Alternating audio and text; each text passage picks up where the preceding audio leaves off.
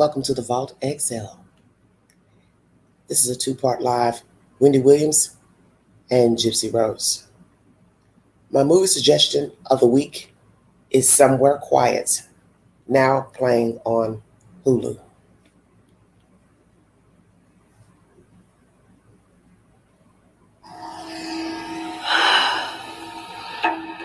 The department came under pressure this spring after the shocking return of Megan Rose. The 32-year-old Beacon Hill resident had been assumed dead by the police after she disappeared from a nearby parking garage nearly 6 months earlier. Is anyone else coming down? Got it. It's pretty empty in the winter.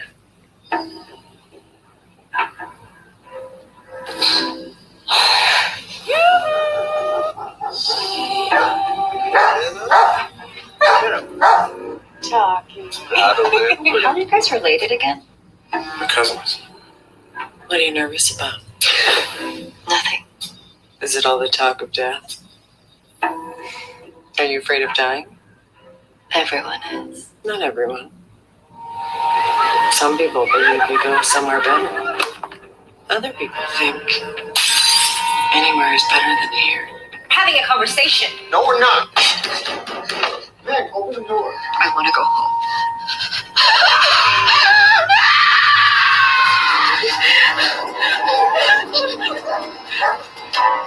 How are you guys related again? We're cousins. Like first cousins? Our dads are brothers. Why? Nothing.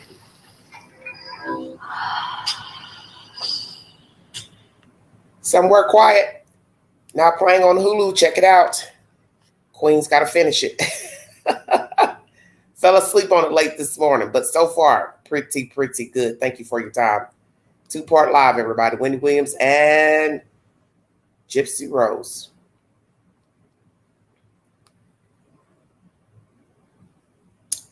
Hello, Cynthia. Hello, Ginger. Thank you for joining me. Wendy Williams' family says they're still denied contact with her amid dementia battle. Page 6 is the source.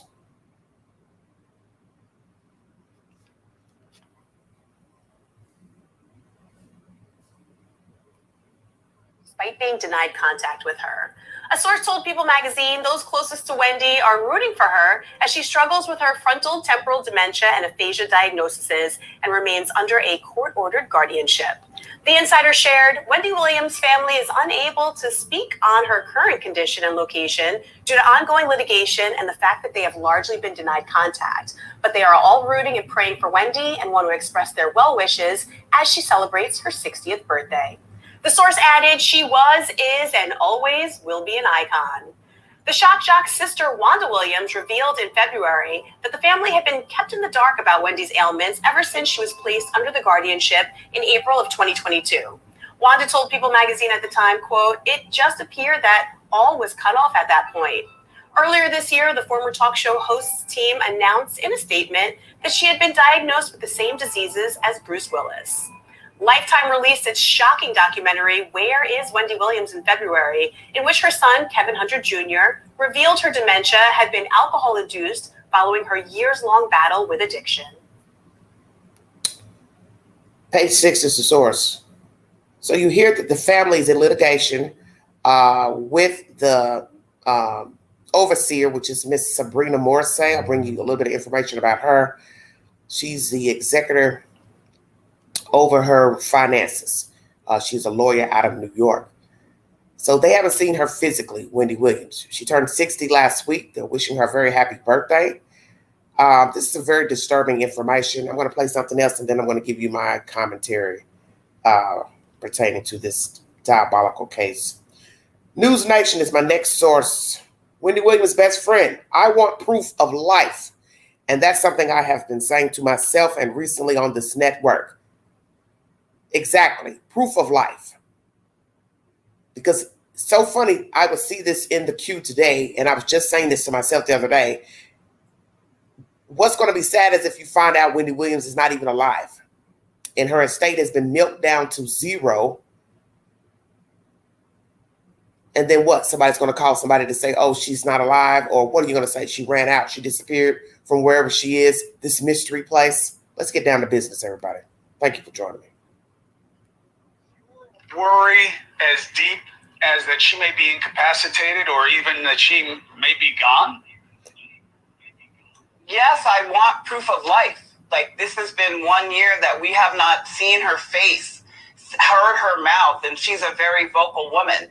I don't know what to do. I'm kind of at my wit's end in terms of what do you do in such a situation? I don't have much of a standing in her life in terms of guardianship or anything, but I would like to know where she is and know that she's alive and okay.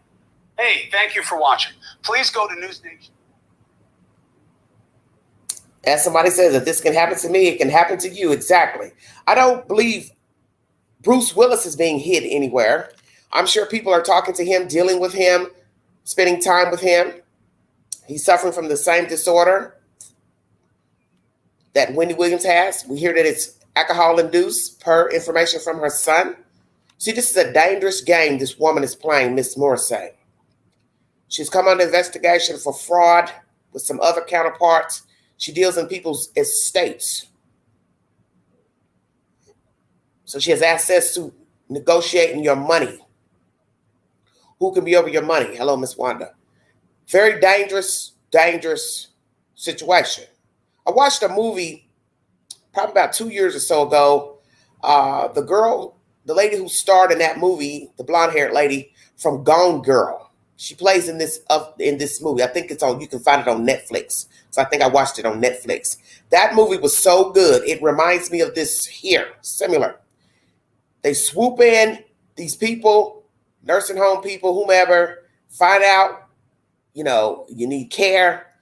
And then next thing you know, they move you into their facility. And little do you know, while you're in there, they have milked out your entire estate, money, savings, checkings.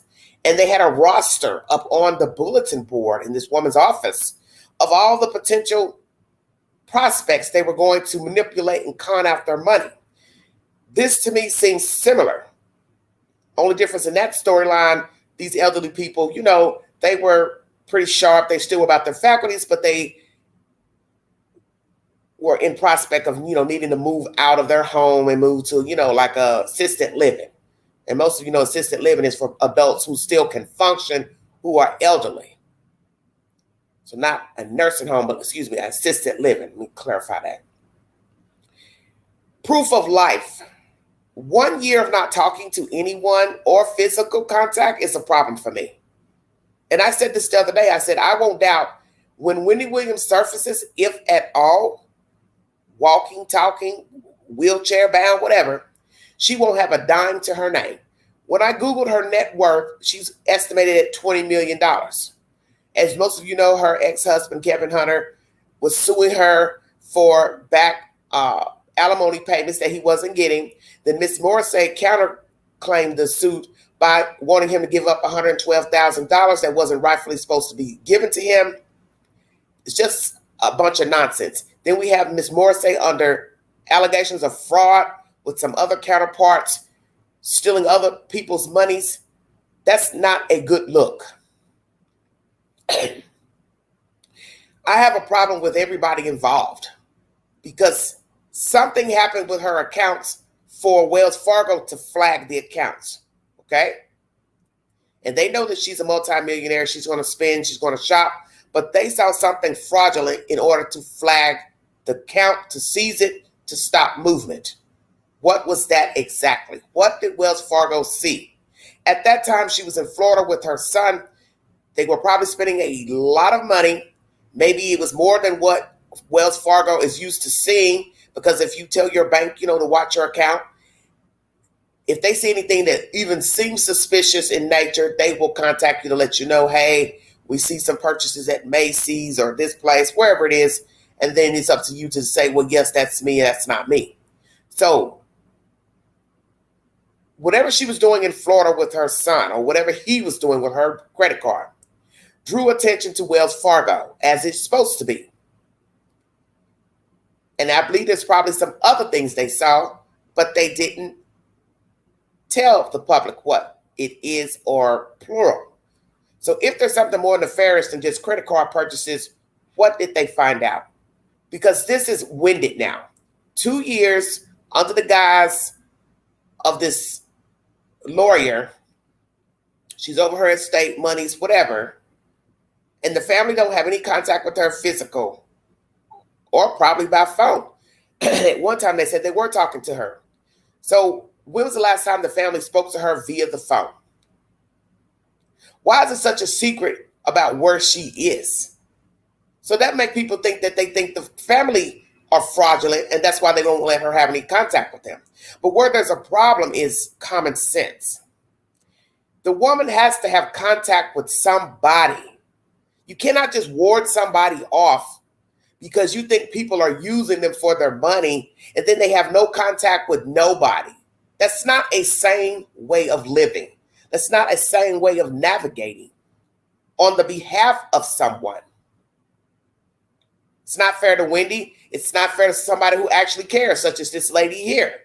As she said, I don't have a stake in the game. I don't know anything about her guardianship. I don't have any rights to her, but I'm concerned about her. And that's where I have the problem with this Wendy Williams debacle. Miss Morrissey, wherever you are, you know what you're doing is fucking foul as hell. You know this woman needs to be in contact with somebody that she knows. Wherever you got her secluded, those people don't give two fucks about her. They don't know her. They don't care about her. You're spending all this money dwindling down her account to have her stay in some, whatever it is. I don't even know what it is. If it's rehab, a nursing home, I don't know what it is. But this is ridiculous. And at some point, at 2 years, if it's drugs, alcohol that you think she has a problem with, well, by now she should be clear and sober. She should be clear and sober. See, I don't know who you are. I don't know who you're in cahoots with. And the fact that you've been come under scrutiny for fraud, for all I know, you took her somewhere where you knew somebody would hide her out, never say a word, never tell anything, dope her up until there's no money in her account, and then you ought to push her out the door when there's not $1 in her account. We also hear she owed back taxes on her last apartment. A lot of money. It's like $500,000 in taxes. How much money does Wendy Williams have to her government name right now? How much does it cost for her to stay in this facility wherever she is? Where is she? How long is this woman going to keep her hidden? And a judge should know this is not legally right. This is now a moral issue. This is not about finances at this point. We're 2 years in. Nobody even knows where she is. This is not legally and morally right. Because I'm like the friend. Show me proof of life. You damn right. Now, many people have had harsh comments about Wendy Williams because of her attitude and her demeanor while on TV and back in the day working at radio stations and talking about different celebrities, especially a lot of guys in the rap game, putting people on blast about their personal lives and, homosexual activities and who's screwing who and all that. You're entitled to your opinion. Some might say this is payback. Well, look how mean she was in life. You get all that back. And you do. Retribution. But you're entitled to your opinion. But the point remains, whether I like Wendy, you like her, this is still cruel, whoever you are, that somebody can't have contact with her. You don't have to like a person, And that's like I said, it just depends on your perception of what you think of Wendy Williams. But this to me is just ridiculous.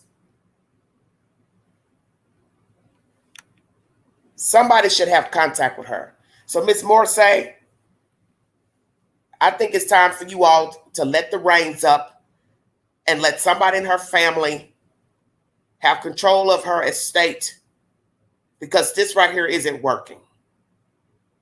And I'm telling you now, if that lady is dead, incapacitated, comes out of some facility, dead ass broke, you're going to have hell to pay. You're going to have hell to pay because this to me is not morally right. Like I said, no matter what you think of Wendy Williams, because we all have our opinions about people and the things they've done. But this ain't right. She should have contact with somebody in her family, a good friend. There should be somebody who can stand in the gap for her to go before the judge to say, well, we're just concerned. We'd like to see her. This isn't morally right. Even with all the stuff that went on with Britney Spears and people saying she wasn't mentally stable years ago, she still was able to walk around. She was still able to go to the grocery store. She was still able to, drive her car, have a place to stay. Her mom, dad, they didn't lock her up anywhere.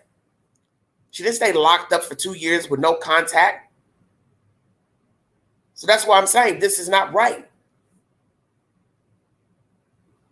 Because out of sight is out of mind. And when you are out of sight, anything can happen to you because she's not in the company of people who care for her. And it's not to be judgmental of where she is, but that's the point. Don't nobody know where she is. And so I'm trying to understand this lady's logic to keep somebody locked up somewhere for 2 years. At this point, she should be sober. So why is she still hidden? It makes no logical sense. This is bullshit. This is bullshit. And as she said, it can happen to me, it can happen to you. You damn right. And I said this to myself the other day. It don't matter what you're worth. If you draw a Social Security check, disability check, you work somewhere, you got sick, you got ill, you better hope like hell that if anything ever happens to you, the right people will stand in the gap for you. Because we've seen this time and time again. People who are not worth a lot of money get bamboozled and swindled by their friends, family, somebody over their check, whomever. All the time. People take people in to take care of them, and they have access to their bank account, and they dwindle it down, leaving the person with nothing. Person gets sick, somebody's already in the bank account, spending the money.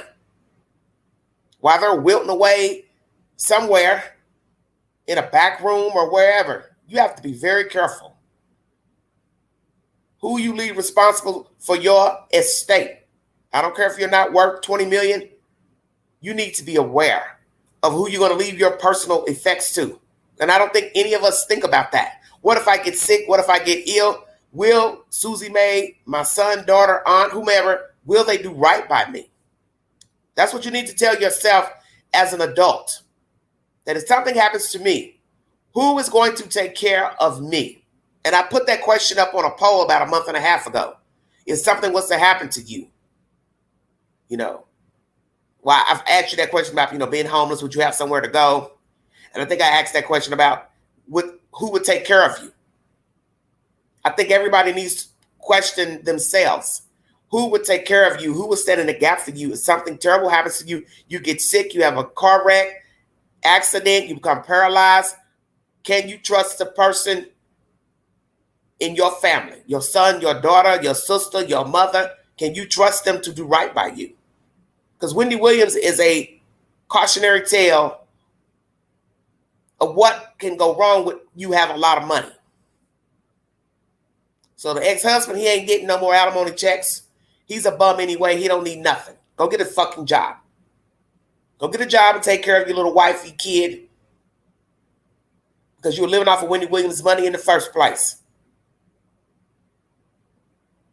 It is what it is. And if you really look at the story pertaining to Wendy Williams, it's just a vicious circle. You got this lady who's a talk show host, kept up a lot of controversy, obviously addicted to alcohol, drugs, had a husband cheating on her, using her for her money, and then the girlfriend's using the husband to use Wendy Williams, and then Wendy Williams gets sick, and now nobody has access to her and can't nobody get the money. Bingo card. It's a vicious circle. Everybody was using everybody. Pay attention. Husband using a wife. Girlfriend using a husband who's using a wife. The son, possibly at some point, was using his mother, Wendy Williams. Family members, maybe they also were using her for money. And now the money has stopped. Stay woke. Now the money has stopped. There is no more milking the cow. The cow no longer has milk. Now everybody's got to fend for himself and herself. What is going to become of Wendy Williams? Let's do a little digging on this Miss Morrissey chick. I believe she's a dirty bird. Because they usually are. Always the people in power.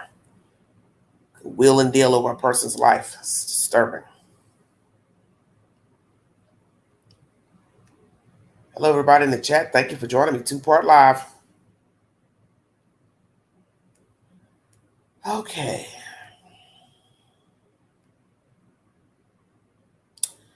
Now, once again, Sabrina Morrissey was currently suing Kevin Hunter for $112,000, $500. Okay.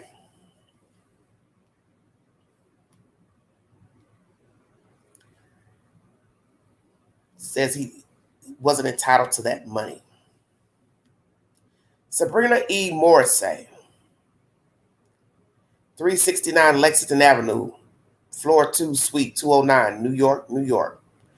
She works at Morrissey and Morrissey, LLP.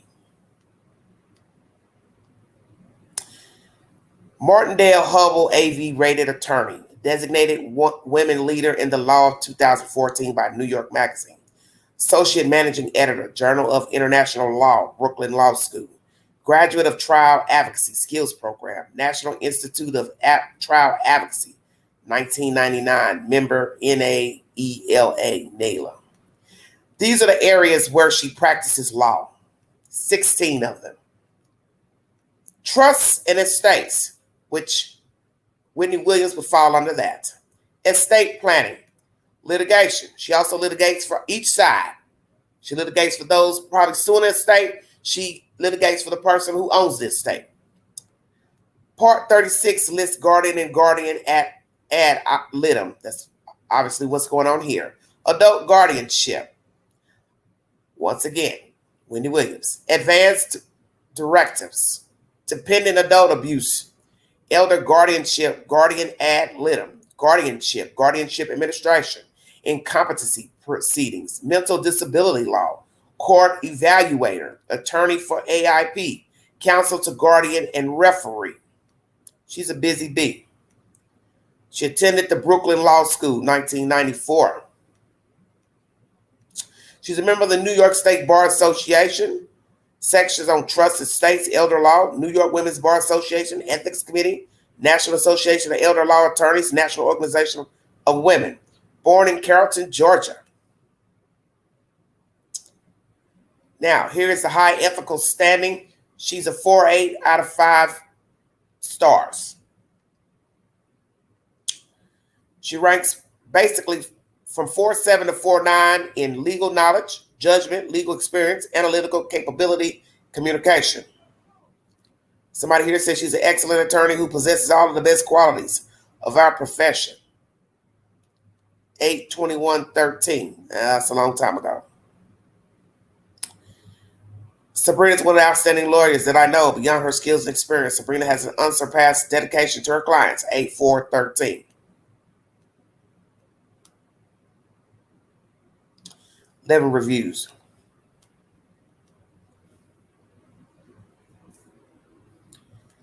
All of these were done damn near in the one day after the other. 8/6, 8/7, 8/12, 8/21.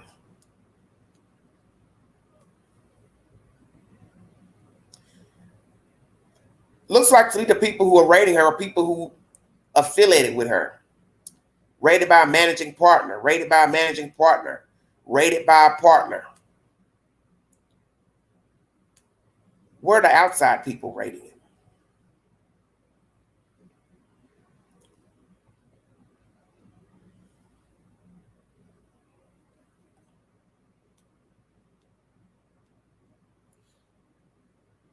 Elder Law, posted by Anonymous, September 16, 2011.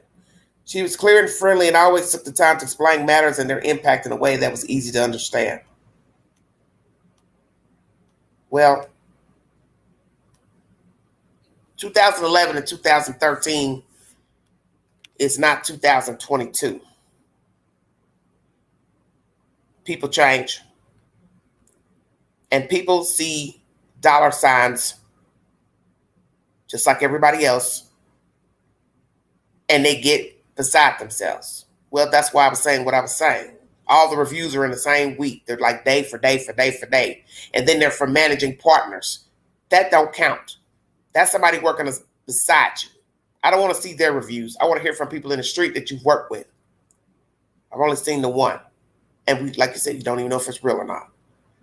Miss Morrissey, when are you going to allow somebody to have contact with Wendy Williams? Let's cut to the chase and stop the nonsense. There's no way she's still addicted to drugs and alcohol 2 years. You had her under guardianship since April of 2022. When are you going to allow a family member to see her? When are you all going to lift the guardianship? When are you going to take a fucking hike? And when are you going to tell the world how much money she actually has in her bank account? Because I got a feeling Wendy Williams is not going to have nothing. $20 million? She's only worth $20 million. $20 million is not a lot. It's a lot to somebody poor and broke. But it's not a lot if you owe debt, tax debt, other debts. You're getting a stipend out the check for managing her estate. Oh, yes, Queen knows a little bit of business. Maybe not much, but I know enough. You're getting paid a stipend out of that check because you're not doing it for free. What are you going to gain by managing some stranger's money? Because you're getting to pay. So we got to count her debts, your stipend, and how much you're paying the facility to take care of her. For all we know, she's in somebody's house. She could be in somebody's fucking basement. Oh, did that not occur to anybody in the chat? Wendy Williams may not even be in a facility. This stupid wench could be paying somebody $1,000, $2,000 a month to hold that lady up in a damn basement. In a spare room somewhere. Take her 2 bowls of soup a day just to sustain life. You all better wake up. Because this is not a normal type of guardianship I've ever heard of. To me, this sounds like a scheme scam to me. This sounds like something that turns into a Netflix Lifetime movie. That's what this sounds like to me. Because as I said, out of sight, out of mind. Nobody can reach her. Nobody can talk to her. Nobody has proof of life, as her friend said. So she could be anywhere, if alive. Just enough time, whole court, they play possum with everybody. You know, going into year 2, you don't hear anything because for all we know, she's not even alive. And I'm not trying to be, disrespectful, but this is common sense. I deal with common sense. I don't deal with all that other crazy type nonsense. You haven't seen her, you haven't touched her, you don't even know if she's alive or not. And that's what's going to be jacked up if we find out this lady is not even breathing. They're just milking the money down until it's zero. Until it's zero. Because this woman is over the estate. She could have already wrote 1,001 checks to herself. Each month, writing herself a check. Each week, writing herself a check. To where there's nothing. Could make up phony statements of a rehab center that don't even exist. Because people know how to write up fake documents and paperwork to show people on payroll. Phony letters from a company and you think it's real and the company don't exist. It's just ink on paper. This is disturbing to me. And if you watch that documentary, you can see Wendy Williams was not aware of her faculties. There were times she talked like she knew, what was going on. She still got the snippy attitude because that's just who she is. That wasn't going to change because she's got some, brain disorder and, whatever she's got going on. She still got some of her personality. That's what people don't understand about people who have dementia. When you see all that snippy, snipey, a lot of that is who they are. That was a part of their personality anyway. So we've got this woman over her estate, family not seeing her, talking to her. She just turned 60 last week. Can't even call her to wish her a happy birthday. Can't take her a cake, flowers, nothing. Son can't see his mother. I just want to know the truth. What really happened with the bank accounts, credit cards? What happened? Did they detect fraud? What's the proof of fraud? When is this woman going to have contact with her family? Because as I said, at this point, this is not morally or legally right. You don't have the right to keep somebody from the world. You want to designate this one, because you think they were fraudulent. Okay, cool. But what about other people who aren't trying to do anything to her, aren't trying to harm her? That would have to be a lonely life, to be in a facility and you can't talk to nobody, you can't call nobody. Because at one point I thought, she was able to call. They would allow her a phone call, to call and let them know she was okay. But that's been some time ago. And right now, this lady who's speaking to News Nation, she's saying it's been at least a year, no call. So we're going from her calling family to now no calls and no physical contact. So they never was able to physically see her. They don't even know where she is. How do you fight? It's like you're fighting the devil. You go into court to say, hey, we want access to her. We want to see her. This is bizarre to me. Outright bizarre. And as I told you all, what is going to be devastating is to the family. Naturally, that woman ain't even breathing. That woman ain't even in no facility. She's not in no rehab. Because I'd like to know what type of facility she's in. Is it a nursing home? Is it a rehab? What is it? 2-in-1? What is it? Because this ain't right. Gypsy Rose, thank you for joining me. Gypsy Rose says she will be a good mother. She also says she's going to keep her child out of the spotlight. Very interesting. Let's get down to that nonsense. 2-part live, everybody. 2-part live. Once again, Quiet. Somewhere Quiet is my movie of the week, now playing on Hulu. Check it out.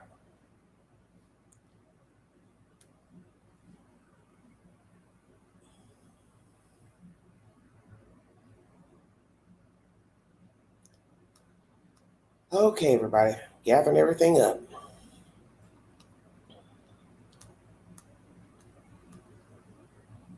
Good morning, America is the source.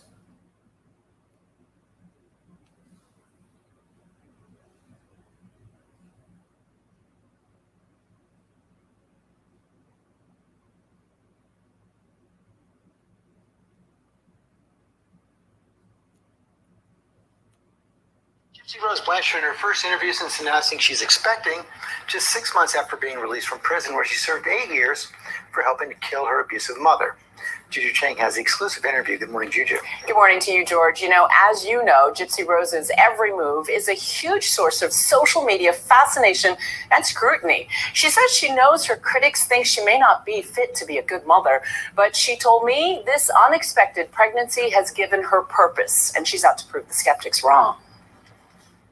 I'm happy to announce that I am 11 weeks pregnant. At 32, Gypsy Rose Blanchard says a doctor warned her about fertility issues, so her pregnancy came as a shock, just the latest twist in her sensational life. How do you feel? I'm excited. At first, I was very nervous, but I'm very excited. You talked about a roller coaster of emotions. Yes, the mood swings are wicked. Released from prison after more than 8 years, she's embraced her freedom. Lots of them. Fixing her teeth, getting a nose job, and filing for divorce from her husband, Ryan Anderson. While she still lives with her dad, Rod, and stepmom, Christy, she's rekindled a relationship with her former fiancé, Ken Urker. Those tumultuous 6 months, all captured in the Lifetime docuseries, Gypsy Rose, Life After Lockup. So to be clear, you haven't been with your ex for this is clearly Ken's March. baby. It was mid-March when I left Ryan. So this is absolutely 100% Ken's baby.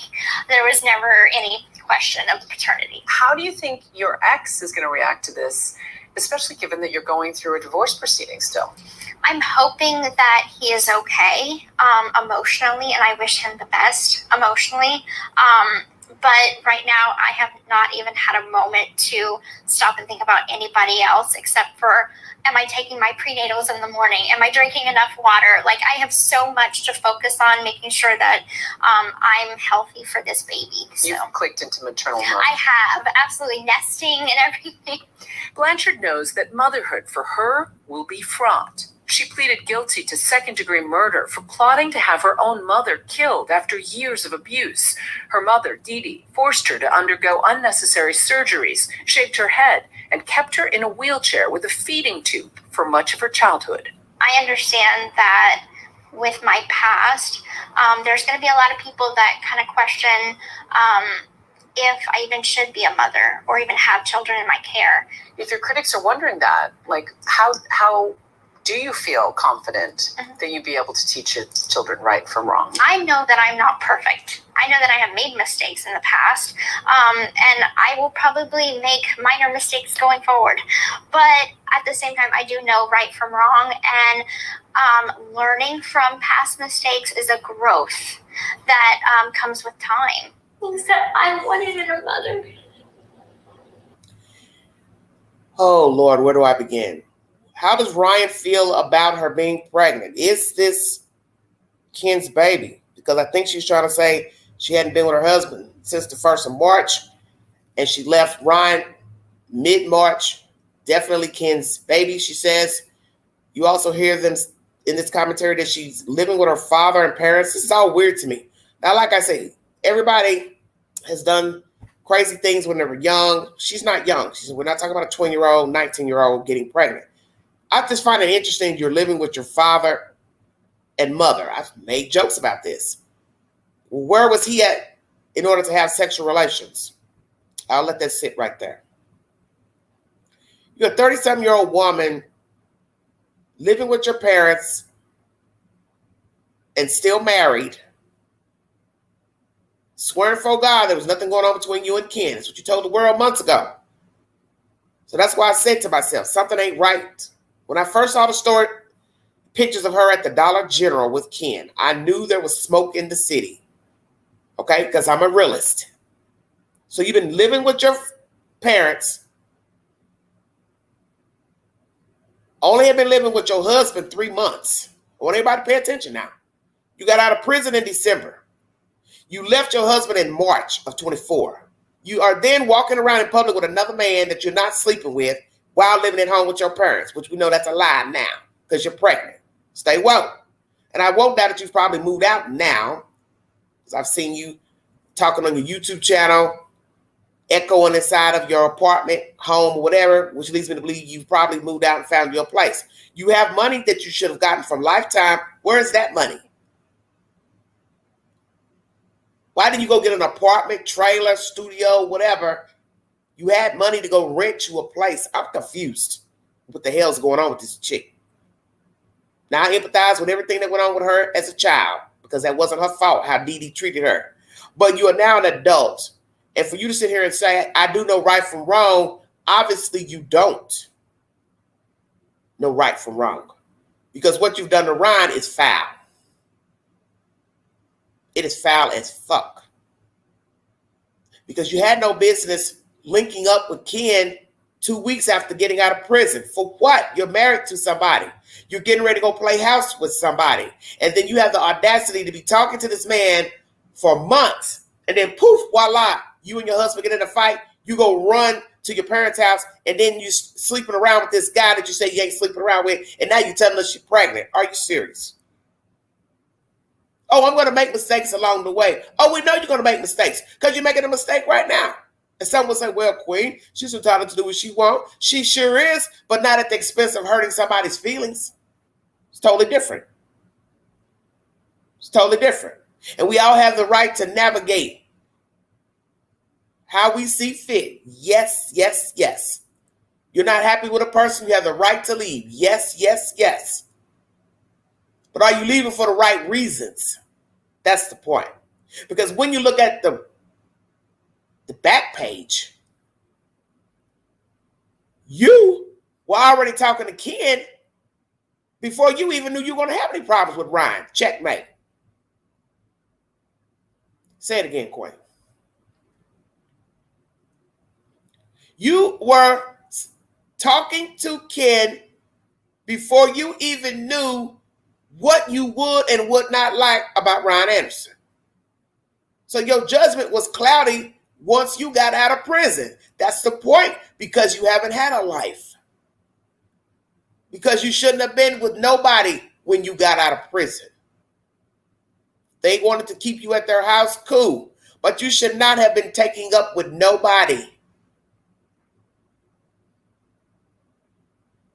Nobody. You should have just been trying to live, obey your parole. That's it. No husbands, no boyfriends, no babies, no nothing. Your judgment is very cloudy. And some are going to say you used Ryan inside of prison, married him to have stability in prison, have stability out of prison. You were bragging to the world about how fine he was in the bed. So we go from he's so fine in the bed to he ain't nothing but spaghetti. And then you run off with another man while living with your parents. And then you got the nerve to sit here on Good Morning America to say, you want to be a parent. You want to get back what was taken from you from Dee Dee. You're going to make mistakes. I know right from wrong. But obviously you don't know right from wrong. Because you were already putting your feet in the mud before you even gave Ryan a chance to even see if it was going to work or not. And hell yeah, he would be jealous. He finds out his wife is talking to a guy she was dating when she was locked up years before he came along. That's wrong. That's just wrong. I want to give this baby. And I just want to be a good mother for my child. I want to be everything my mother wasn't. My mother did not want to see me meet those milestones that every child should have, like going on a first date, a prom, a bike ride, all of those little milestone moments that make life worth living. I didn't get to have that. And so I want my child to have all of the things that he or she could ever want in life. How do you plan to tell your child about your own childhood and the role you had in your mother's murder? That question has plagued my mind for a long time. And I've come to a point where I understand that that question is going to be asked by my child someday. So I feel like when that time comes, Ken and I will sit down and have that conversation, and I will explain in the most honest way possible.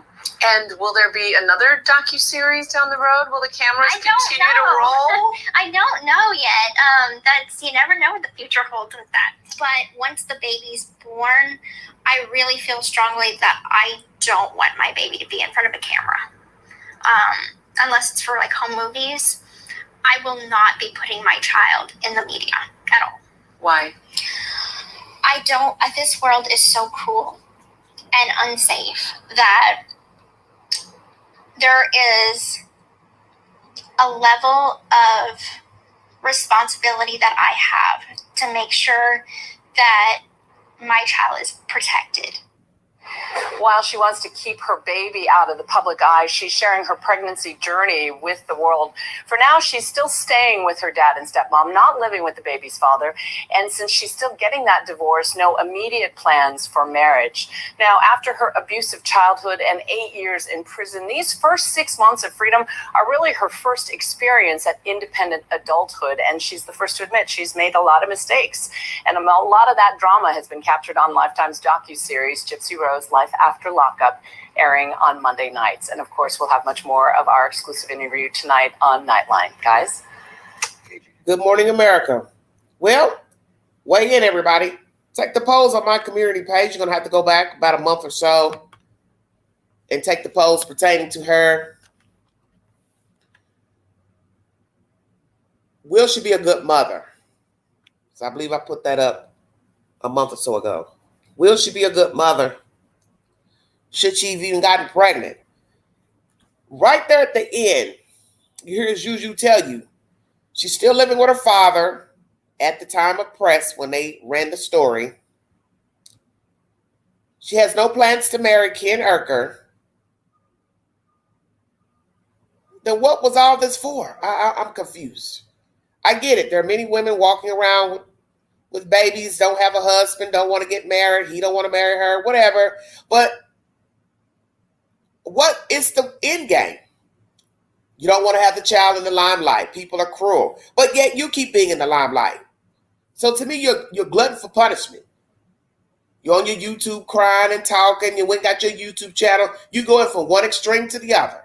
Facebook, IG, the news, documentaries, interviews, YouTube. It's one after the other. So she's not even thinking about what she's saying. Oh, I'm not going to have my child out there, but I'm going to be out there. You cried and moaned to Ryan about how cruel people are. Reading the post, arguing back and forth with people. You're not getting ready to change that because you have a kid.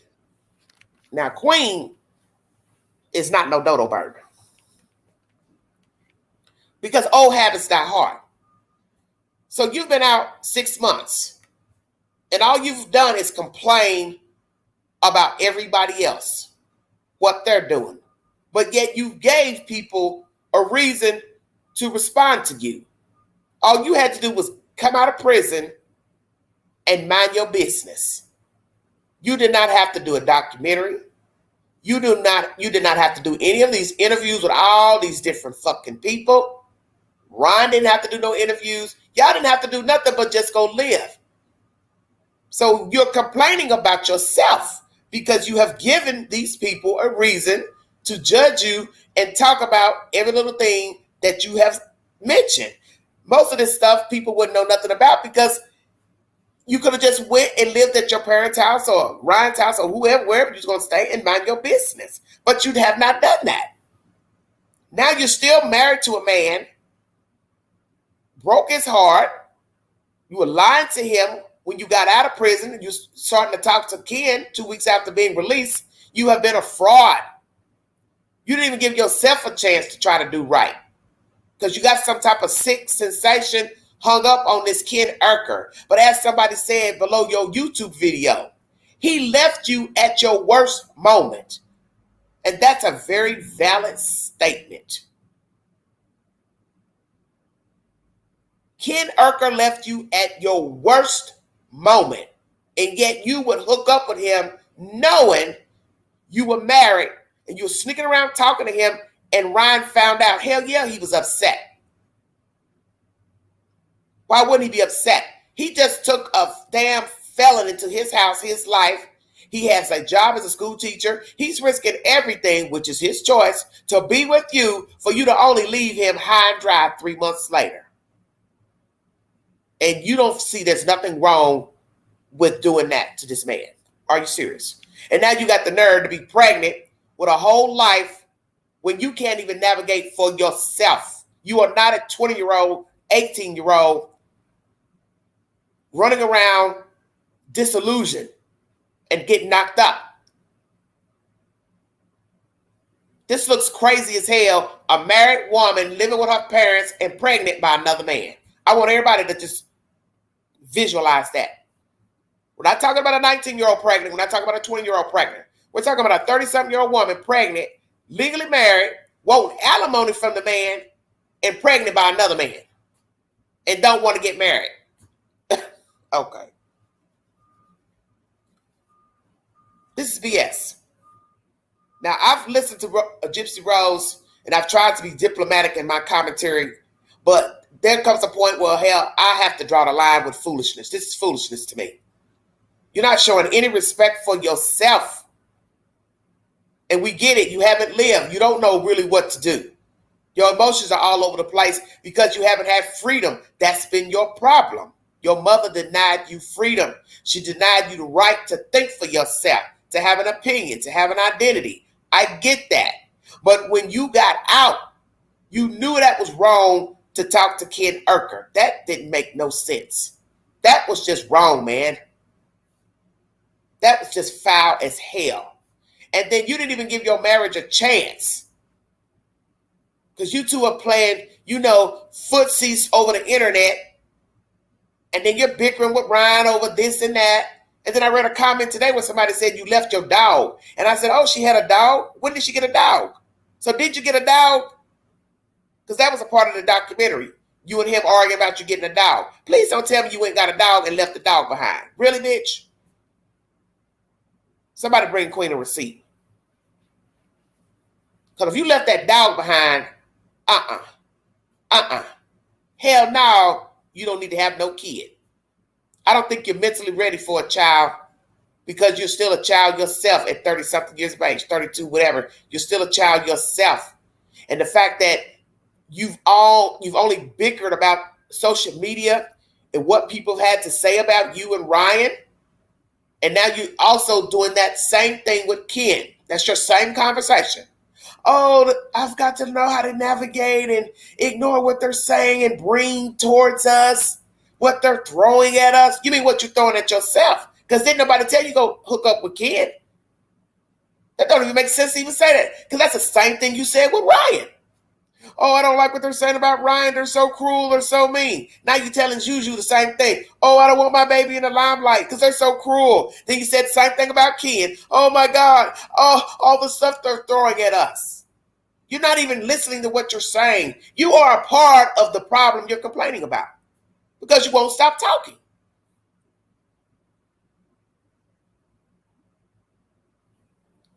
You won't stop talking.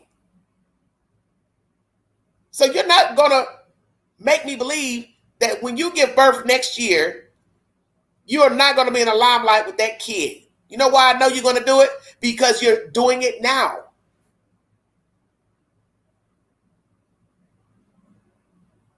Juju asked you about a documentary down the road. You said, I don't know. Of course they're going to want to film you because they want to see how the hell you rap with a kid. But you're going to say, oh, no, I can't. You can't film me and the baby. No. I don't want the baby on camera. So what you going to do? You had a camera follow you around and don't show the baby. Is that what this is going to be? Next documentary? Gypsy Rose with baby, with child. Nobody's going to see the baby. Nobody's going to see you hold the baby. They're just going to see you walk around the kitchen making formula and complaining. And then where are you going to be living? With child. Uh-oh. Come on with it, Queen. Where are you going to be with child? That's what I'd like to know.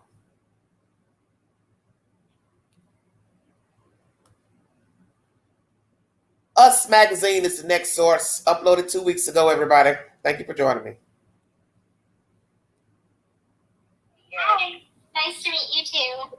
I watched the first episode of the show, and wow, it is powerful, it is moving, and it's your story. I mean, is that really why you wanted to invite cameras into your life so soon after you left prison? Is this your opportunity to give your version of events?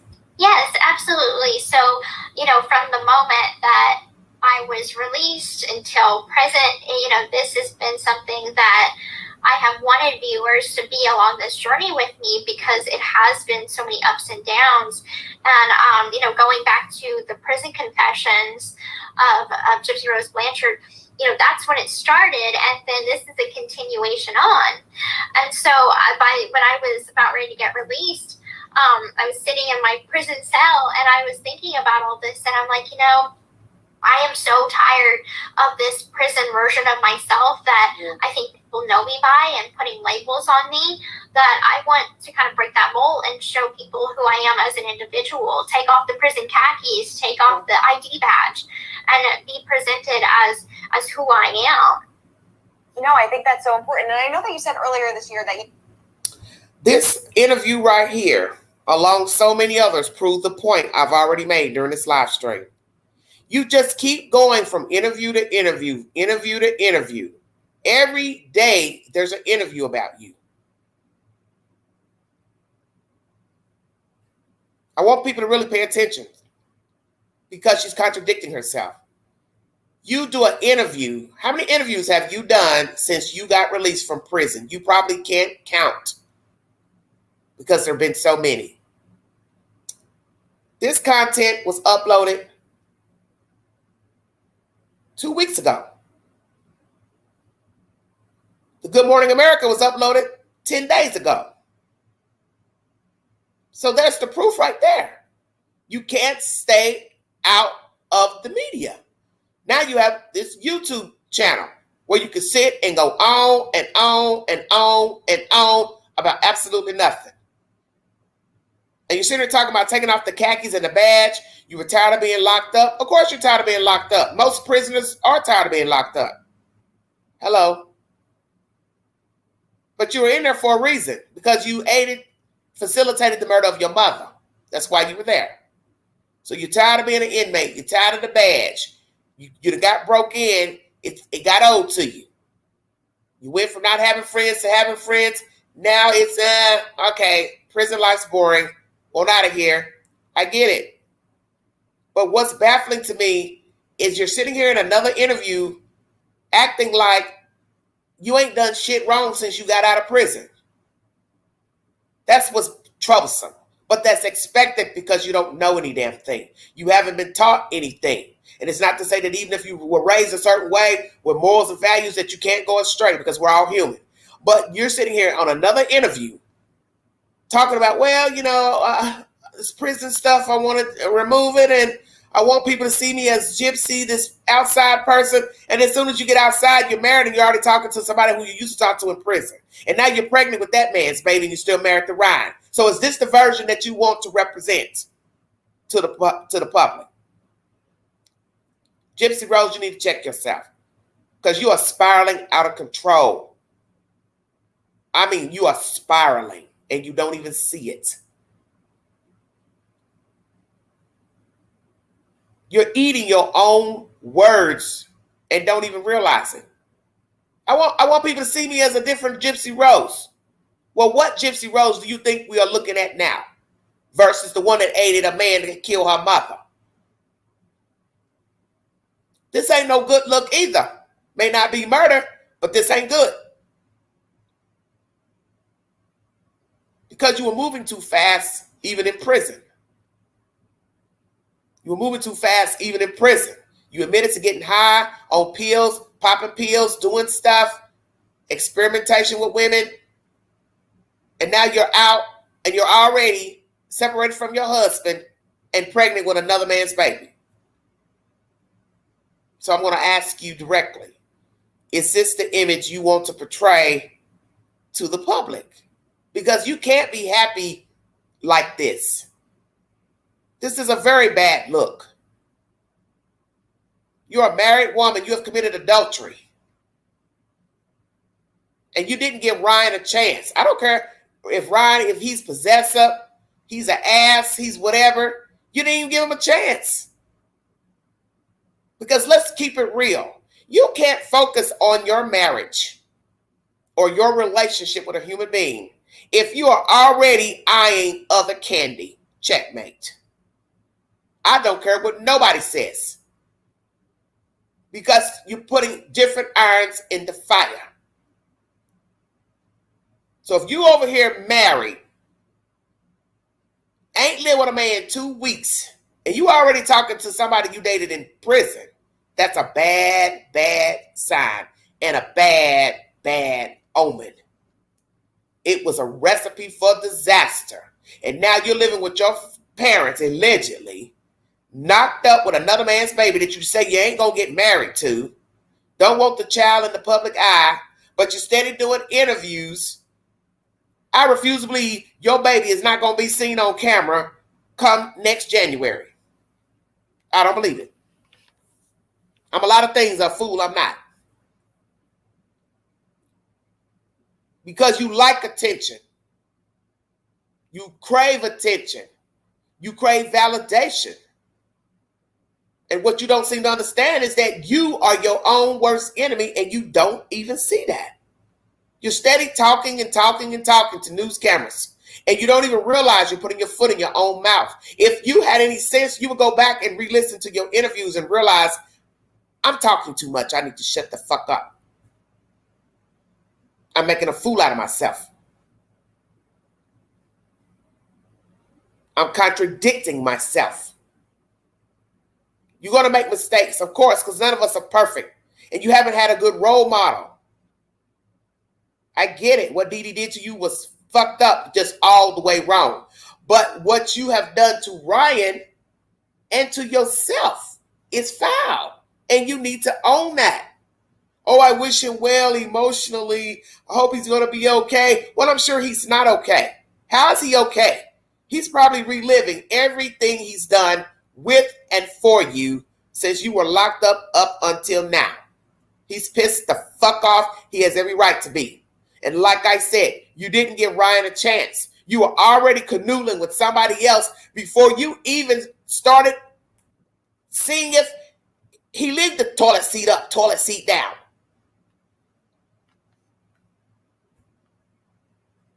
They say you started talking to Ken 2 weeks after getting out. You hadn't even been with Ryan a month. You didn't know if he liked chicken wings or turkey wings. If he snores too loud, whatever. You didn't give a man a chance. You sitting up here with some sick sensation for this other dude. And now we have to question him as well. What is his motives? What is his motivation? Why does he want you? Why does he want to be with a woman that's married? Hello, Ken, where are you? Why do you want to be with this woman who aided the murder of her mother, number 1? A felon, number 2, for the murder. 3, come out married, leaves him, and you now got her pregnant. And y'all ain't even living together. What kind of ghetto ass shit is this? This is ghetto. Yeah, I said that. This is ghetto ratchet. This is some old ghetto ratchet hillbilly ass shit. All of it wrapped in one. So I ain't discriminating.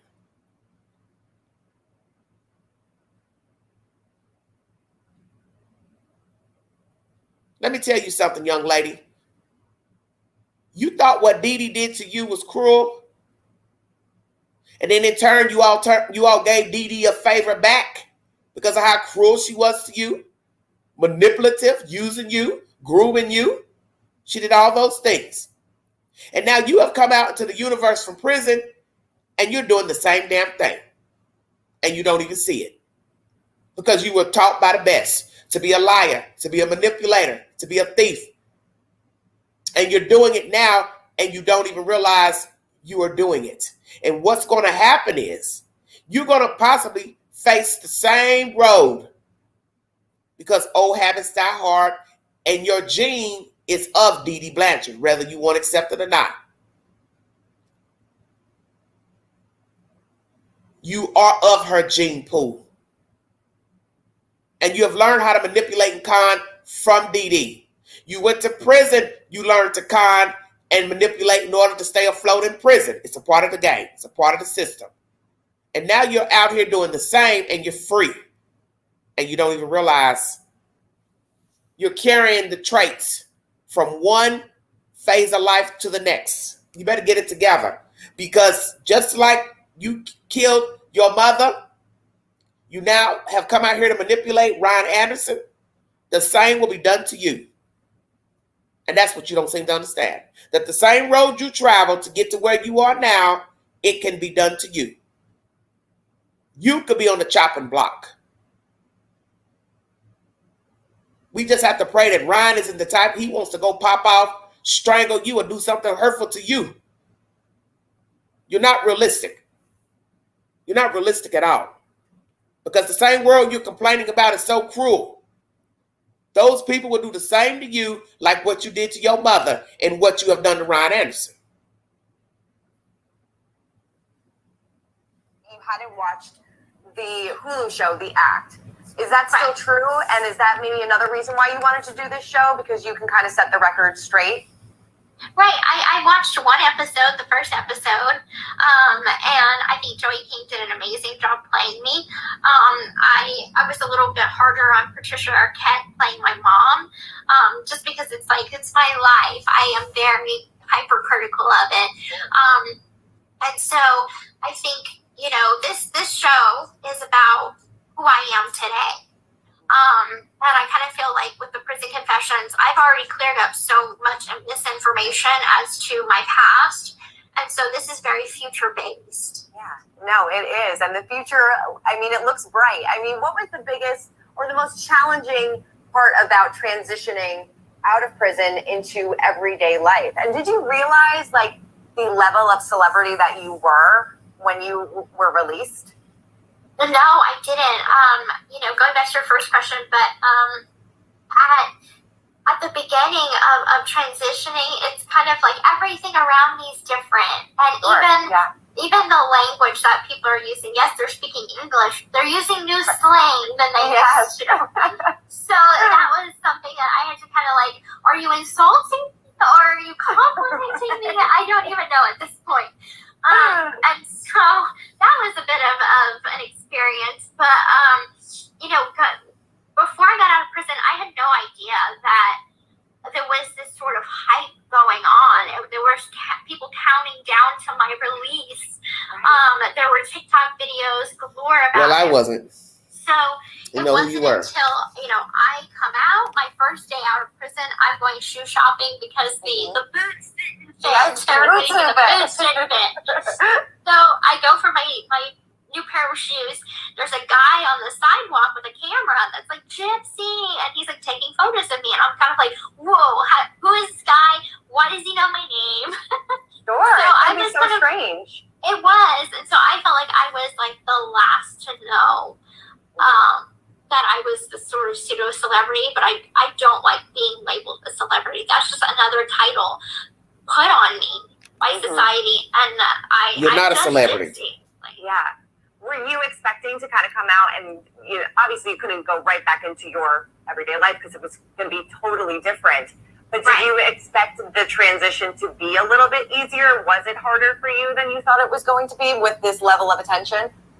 It is because I realized a long time ago, back while I was even in prison, that there are certain things that come with a high profile case and a high profile life that, I thought I would have left that behind in prison, but then it followed me outside of prison. And so there's even certain things that make it harder. It makes it harder for me to sort of blend in with the crowd and have a nice, easy, go with the flow life. Mm-hmm.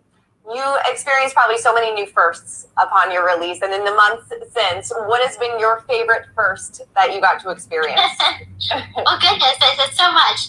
I mean, it's the simple things. So it's like I had Taco Bell. Ken had taken me to Taco Bell for the first time and bought everything off the menu.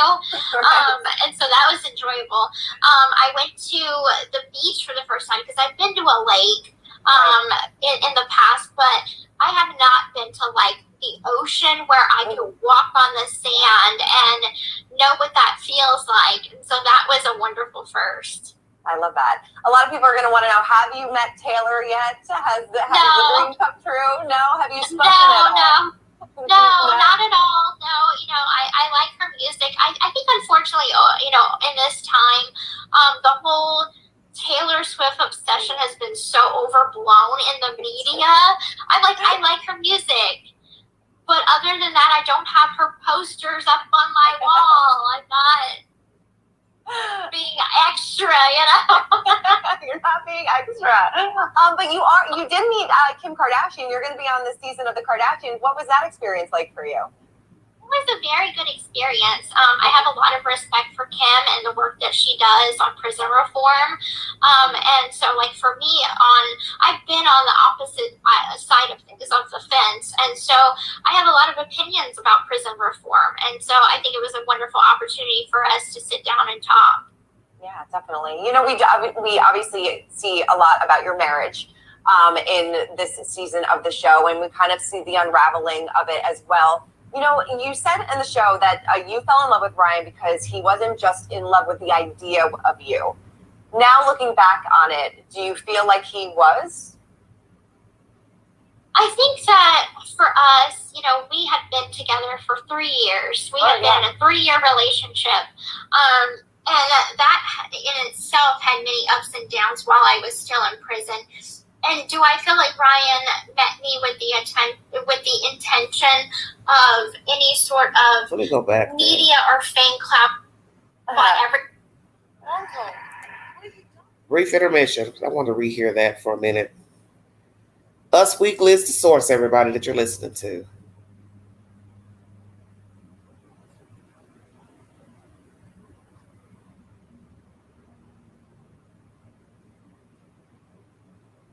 Being extra, you know. You're not being extra.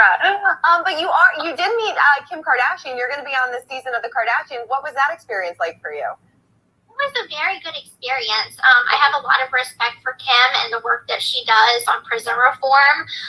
And so, like, for me, I've been on the opposite side of things, of the fence. And so I have a lot of opinions about prison reform. And so I think it was a wonderful opportunity for us to sit down and talk. Yeah, definitely. You know, we obviously see a lot about your marriage in this season of the show, and we kind of see the unraveling of it as well. You know, you said in the show that you fell in love with Ryan because he wasn't just in love with the idea of you. Now, looking back on it, do you feel like he was? I think that for us, you know, we had been together for 3 years. We had been in a 3-year relationship. And that in itself had many ups and downs while I was still in prison. And do I feel like Ryan met me with the intention of any sort of media or fame clout chasing? No, I think that I was just Gypsy at that time to him. And then I think anybody could kind of get a little carried away with coming out and realizing that everybody knows my name. But that's with anyone. I have had friends that their opinions or their perception of me has been kind of affected by that. And so I constantly check in on friends, family, significant other to say, hey, remember, I'm just Gypsy at the end of the day. Don't let all the smoke and mirrors cloud me. Well, since you're checking in on everybody else, are you checking in on Ryan? That's what I want to know. You're probably not checking in on Ryan because you've left him. So he's irrelevant, although you wish him well mentally. But you're going around checking on everybody else because of all the smoke and mirrors. Are you also doing the same to a man who is still currently your husband? That's what I'd like to know. I think not. Of who I am to you. Yeah. You know, I'm sure we'll see as the season develops. But when did you kind of realize that, you know, maybe this marriage is just not going to work for me? I think it had been over time, and you know, people are going to see there was not just one set thing that led to that decision. It was a combination of a bunch of things that I wasn't happy, and it's kind of like I wanted to be happy, and I think so many women can probably relate to that, where it's like you want this relationship to work, and so you stick it out, and then you wake up in the middle of the night, and you're like, I'm not happy. The other person is, but I'm not, and I'm living in my body. I'm the one that has to walk my path, and it's not fair to the other person. Oh, Lord have mercy. This is so ridiculous. I agree. You do what's best for you, as I said at the beginning of this live stream. I don't recommend anybody being in a relationship where he or she is not happy. But what is going to become of you and Ken? Because if you're currently living at home with your parents, how are you going to have a relationship with him and carrying a baby and living at home with your parents? You're not a child. You're an adult. So when do you plan on moving out into your own place? And do you plan on having Ken live with you or you live with him?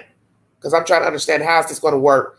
You mothering a child, carrying a child, living at home with your parents at 37 years of age, and also having sexual relations with a grown-ass man. Please explain to the queen. And then some people might say, well, why don't you want to marry Ken? Why not? You're having sex with him while married to another man, Ryan.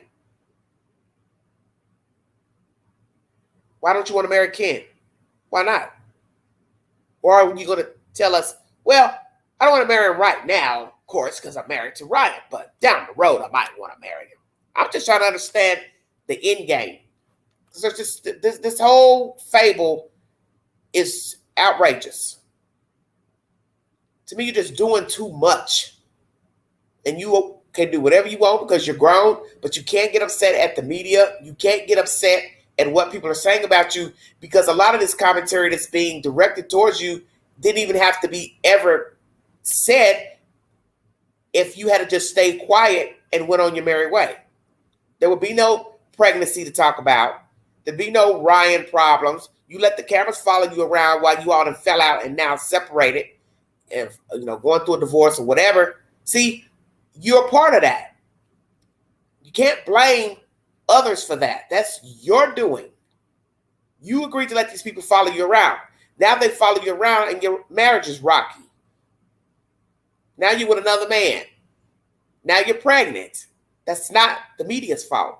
That's not the public's fault. You did all of that. Because as I said, you came out of prison doing too much. You came out talking to Ken 2 weeks after getting out, which made no sense, and you're married. So all the things you're complaining about, Gypsy Rose, you've done to yourself. And you need to own that. Because I don't really think you're owning it. I really don't. To lead them on any further. Right, no. And like you said before, like you have been living in prison pretty much your entire life until now. And I'm sure you just want to do whatever it takes to make yourself happy at this point. And I commemorate you for that. I really do. You do talk a lot about, consummating your marriage on the show. Any regrets about that at all and showcasing that on TV? No. I mean, we were going through this, this show, and we were showing what was going on in my daily life. So, I mean, that just comes with it. We were newlyweds, and we're gonna go through all of that. You're gonna do what newlyweds do.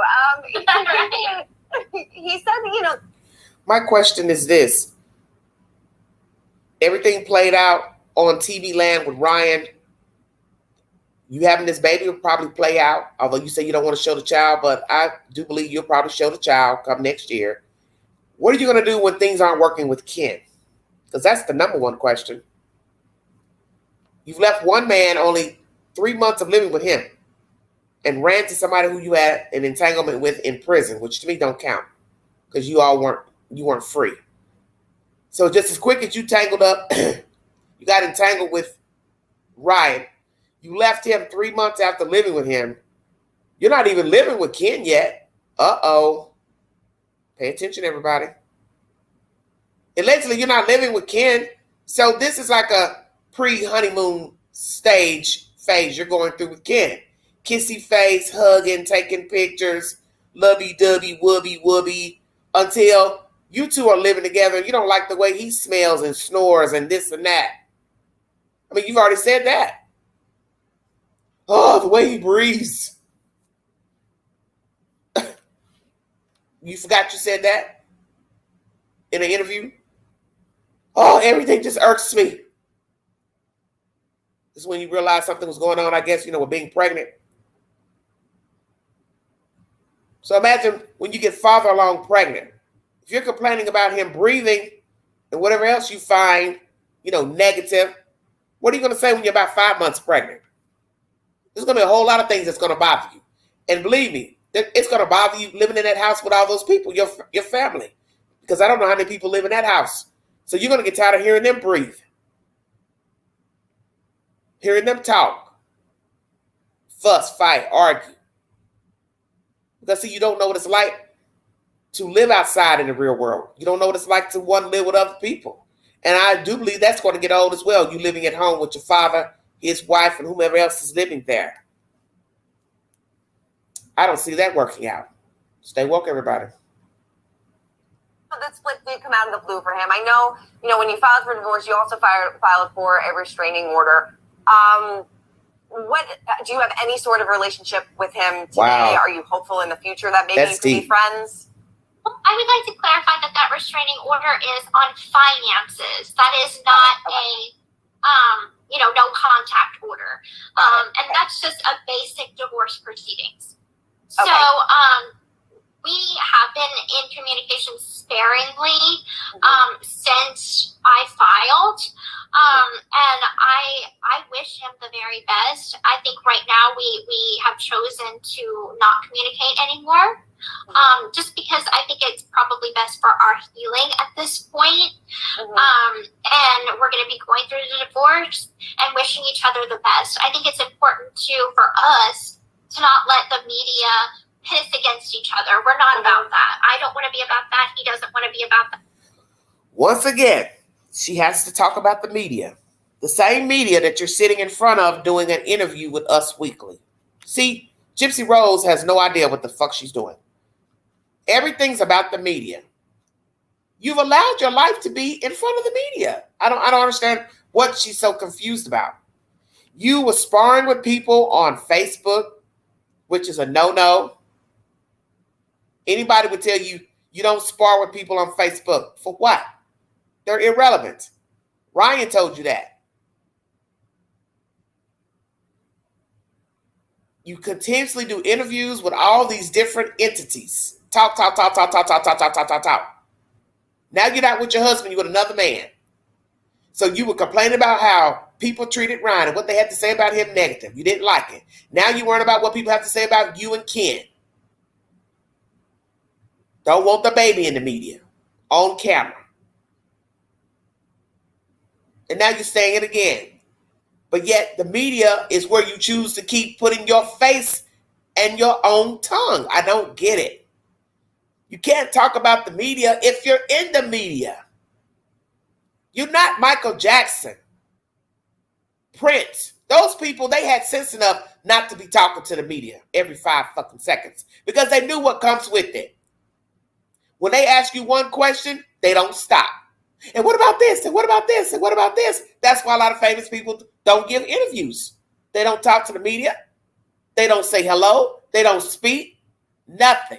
There's even famous people who will tell you they didn't give interviews. People thought they were rude. Oh, he's nasty. She's mean. No, they want their privacy. We get it. They're famous, but they are entitled to some privacy. You can't tell a person they're not entitled to privacy. Just because they're an actor, they're a singer. You can't say, well, you're in the limelight. Well, when I'm on stage, I'm on stage. But when I come off the stage, I am entitled to take a walk my dog, sit out on my porch.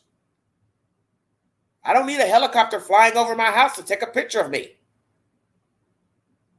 You can't tell a person they don't have a right to privacy. That's stupid. It's an idiotic thing to say. Well, you're famous. You know, it comes with the territory. Yes, but I'm not famous taking a bath, making coffee. I have that right in my home. If I want to come outside and check the mail, that's my right. And people don't understand that. Famous or not, people deserve privacy. This situation with Gypsy Rose is totally different. You are choosing to keep talking to these people, but yet you keep complaining about you don't want them meddling in your affairs and turning you two now against each other. But you've already done that. Ryan doesn't have to ever say a single word about you negatively. When you left him for Ken, you did that all on your own. You gave the media a reason now to hound you, chase you, take pictures. Because you started this rodeo. You could have came out of prison, went, got a job, mind your business. You didn't have to give any public interviews. You didn't have to open up any social media accounts. You didn't have to spar with people on IG, Facebook, now YouTube. All of that's a choice. So don't try to make it seem like it's all the media's fault. It's the public's fault because you are giving them things to gossip about. And then you're responding to whatever they're saying and throwing back at you. You don't get it. Shit will die down when you lay low. Because then they'll forget about you and they'll go on and start talking and gossiping about somebody else. That's what you don't seem to understand. You're feeding the beast, which is really yourself. You're feeding yourself. Jesus Christ, this is crazy. And so realizing that, hey, this didn't work out. Okay, we're going to go our separate ways. Hopefully, I know the hurt is there, but hopefully we can move on from that and think of each other fondly going in the future. I think that is a wonderful way to handle it and a wonderful way to look at it. We do see that maybe Ken was a point of contention in the relationship. Is that fair to say? And was that That's fair to say. Yeah. And was Was that a big reason for the split? Honestly, it wasn't. It was, I think, an insecurity that was there for a very long time. So back in the prison confessions in episode 6, you see that, I talk about having a dream about Ken. I talk about Ken. I called Ken 2 weeks before I got married. So Ken has consistently been brought up in a way that, I can never let go of my feelings, but I put them on the back burner to do what was best for my marriage. And so having that be a point of contention has been a thread throughout. Let's talk about that. Why was she called Ken 2 weeks before marrying Ryan while incarcerated? Help me understand. What was the point in calling him? Did you call him because you wanted him to say, oh, no, don't marry him. You're making a mistake. I love you. Please don't do that. What did Ken say in response to her calling him to say she was marrying Ryan Anderson? I'm curious. This is some bizarre shit. Leave Ryan for Ken. That was just sort of like a realization, hey, we still love each other after the fact. Right. Yeah. I mean, obviously, I know, we still love each other after the fact. How can it be love when he left you in prison? Help the queen understand. My understanding is, and correct me if I'm wrong, Ken left you while incarcerated because he heard you were messing around with other guys or messaging other guys in prison, writing, however you want to word it. And as I told you all before, Ken only got that information from you, Gypsy Rose. He got that from you, or he got it from your cellmate. Take your pick. He's not in prison with you. He's not hanging in prison. I doubt he was chopping it up with the prison guards that worked around you. Come on, it's not TV. You had to have been telling him, oh, yeah, I talked to Bob. I talked to Joe. Oh, yeah, I got all these guys writing me. You were probably fascinated that all these people were writing you because you were known for murdering your mother.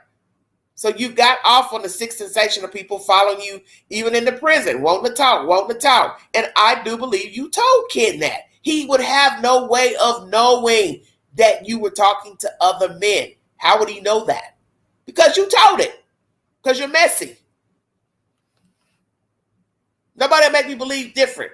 You told that man what was going on. That's why he left you. Now you're sitting up here in another interview saying, well, it wasn't about Ryan and me. It's just, it wasn't about Ken.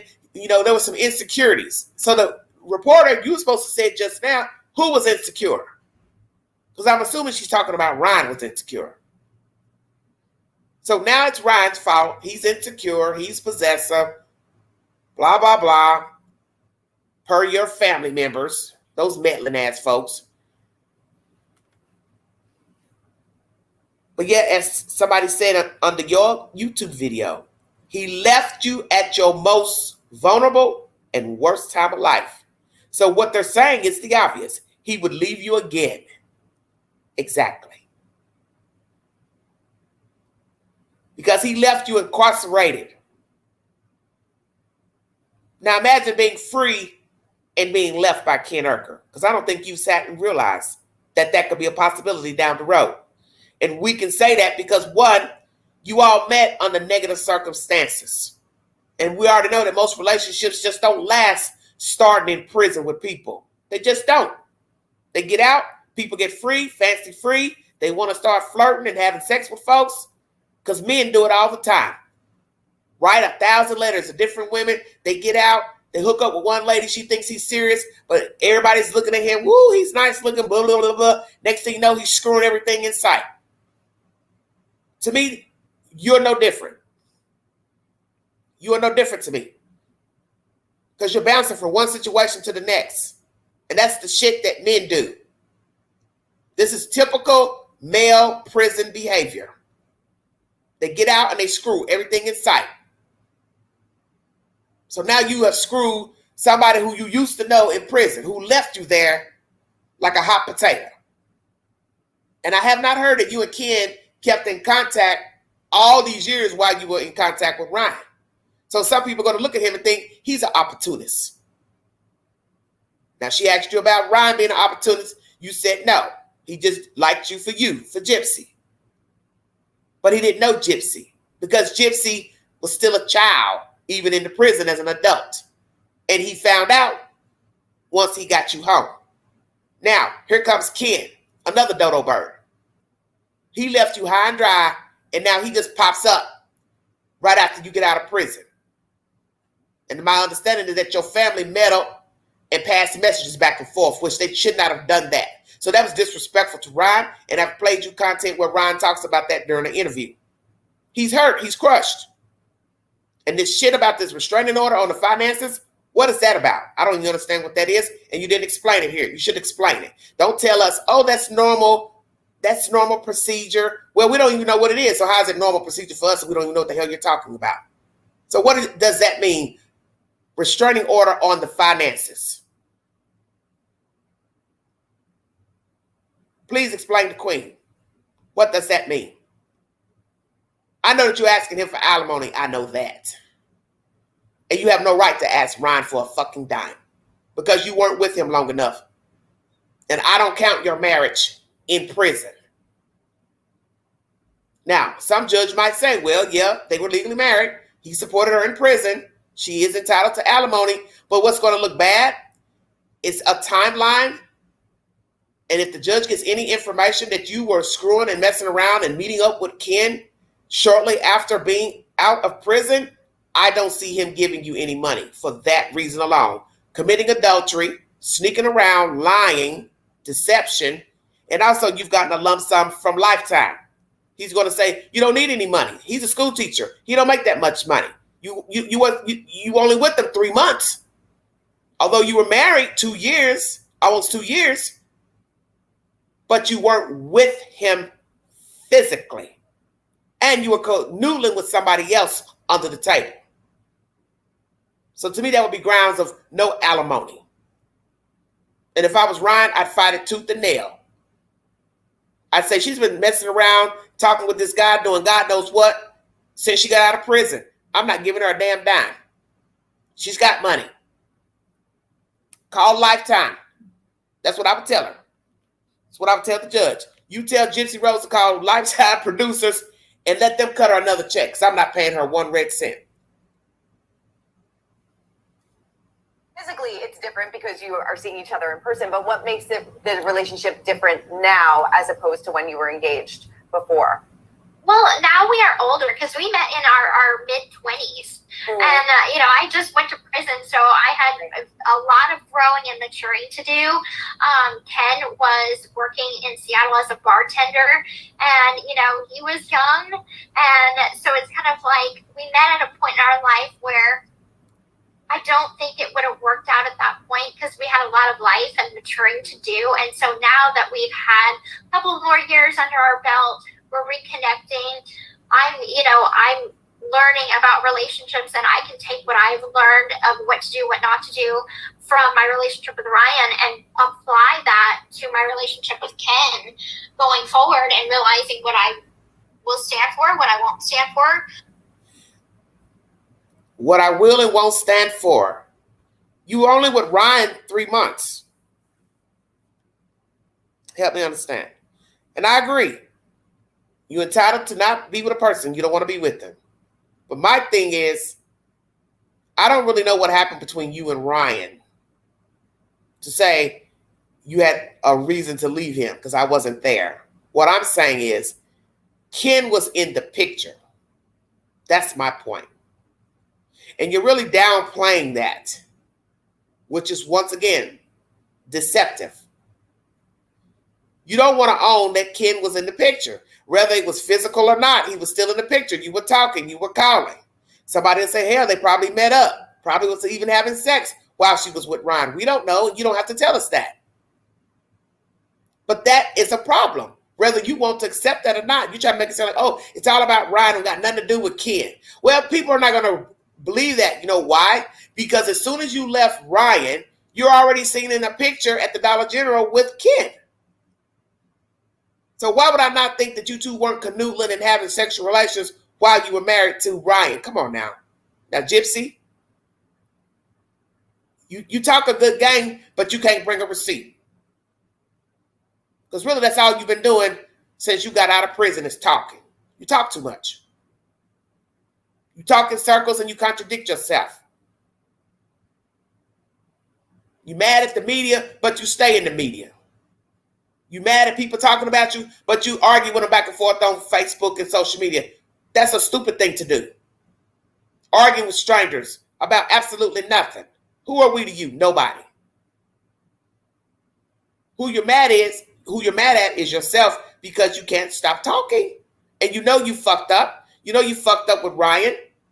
He may not be a perfect person. You're not either. So you both are two peas in a pod. And he didn't have to marry you in prison. He didn't have to date you in prison. He didn't have to take care of you in prison. That was his choice. And really, he gambled with his own life because he's a school teacher and he works with children. And most people probably wouldn't be receptive of a school teacher canoodling with a felon who killed her mother. But that was Ryan's choice. And he probably looks back on that. Damn. He ain't got to tell us the truth. He was asked that in the interview. I played that commentary about a month ago. Basically, he doesn't have any regrets meeting with you, dating you, blah, blah, blah. But he doesn't realize he could have lost a lot because my understanding, one of his jobs he did get fired from because of canoodling with you and you were still incarcerated. So when you got out, that's the first thing I thought. I said, they're probably going to fire him because somebody's going to raise hell. But naturally, he would be in a teacher's union. They will fight for his job. But then somebody could say the flip side, is it worth it? Why even get tangled up with her? You that in love with her? A stranger? Locked up for helping somebody kill her mom? To each his own. She's delusional. Gypsy Rose is delusional. Seriously. I don't condone what Dee Dee Blanchard did to her. There's proof Dee Dee did abuse her. Moving around place to place. Whenever the block got hot, Dee Dee moved. That's a sign. She was abusing her. Feeding tubes, all of that. A child don't know anything about a feeding tube. A child wouldn't be able to administer a feeding tube to themselves. But the point is, you're now an adult. You have spent time in prison. The things you're doing right now just don't look good and not in your favor. Mutual respect is super important. And, we have all the little things that I think work now. Right time, right place. Definitely. It's amazing how the universe works that way. I mean, are you hopeful to get married again? Do you want to have kids in the future? I definitely think that, marriage is something that I'm open to again. I have to get divorced first, but... you have to, yes. We have this information that's signed, sealed, delivered. Right. I'm open to it in the future, but, we're trying to take it slow right now. And as for kids, yes, absolutely. I want kids someday. I think that I'm going to be a good mother. I think, Ken would be a wonderful father. And so we'll see what the future holds for us, Yeah, every day is something different. Every day is something different, I'm sure. You talk sometimes in the... Well, obviously this is older content before she told the world she was pregnant, because I would assume the woman would have said, oh, congratulations on the pregnancy. So obviously this content was filmed before she told the world she's pregnant by Ken Urquhart. Documentary as well, the docuseries about how sometimes you still have nightmares about your mom. Is it hard? Is it hard for you to talk about her now still? It is. I'm going through the healing process of processing those emotions that I feel towards myself and towards her. So I still have, I have been diagnosed with PTSD and I am on medication for it. So then when the nightmares come, it puts me in a bad state of mind, and it takes me a day to come out of that negative mindset, and it takes work. Yeah, I'm sure it does. I'm sure it takes a lot of work. I'm sure every day is probably a healing process. I mean, do you feel like you are finally free though? I do. Now that I'm back home with my family and I'm adjusting, now that the show is kind of wrapped up, it's kind of like I'm adjusting and everything is kind of slowed down a little bit to where I could find my footing and feel that freedom. Definitely. You said that you have been able to talk about forgiving others for mistakes that they have made. Have you been able to forgive yourself? That is a daily work in progress. Yeah. I can't say yes. I can't say no. It's just something that I'm working on in therapy. Yeah, definitely. Well, I wish you the best in your healing process. And I have to say, you look fantastic. Do you feel good? I know you got you got you're blonde. I love it. Was this something that you wanted to do for yourself? Did you ever feel pressure at all to kind of look a certain way, or since you are so much in the spotlight? Those changes for me was always, I had a vision for myself. And I went for it, and my vision for myself was a certain type of nose, so I got that done. I wanted to try the blonde. I love it. So it was just, it was about the internal healing, and then people are just kind of seeing the external healing. Hold on 1 second, everybody. I got to check something right quick. 1 moment, please.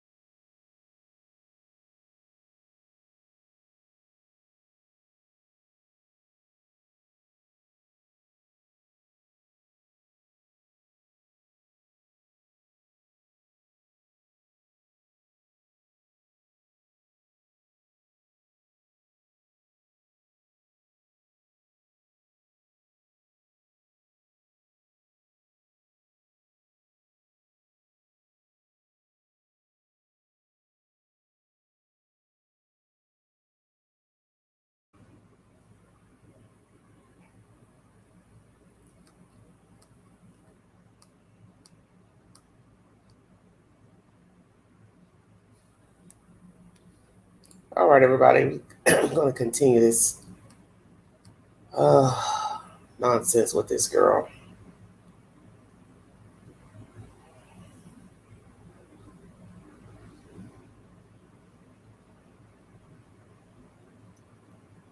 We're not married.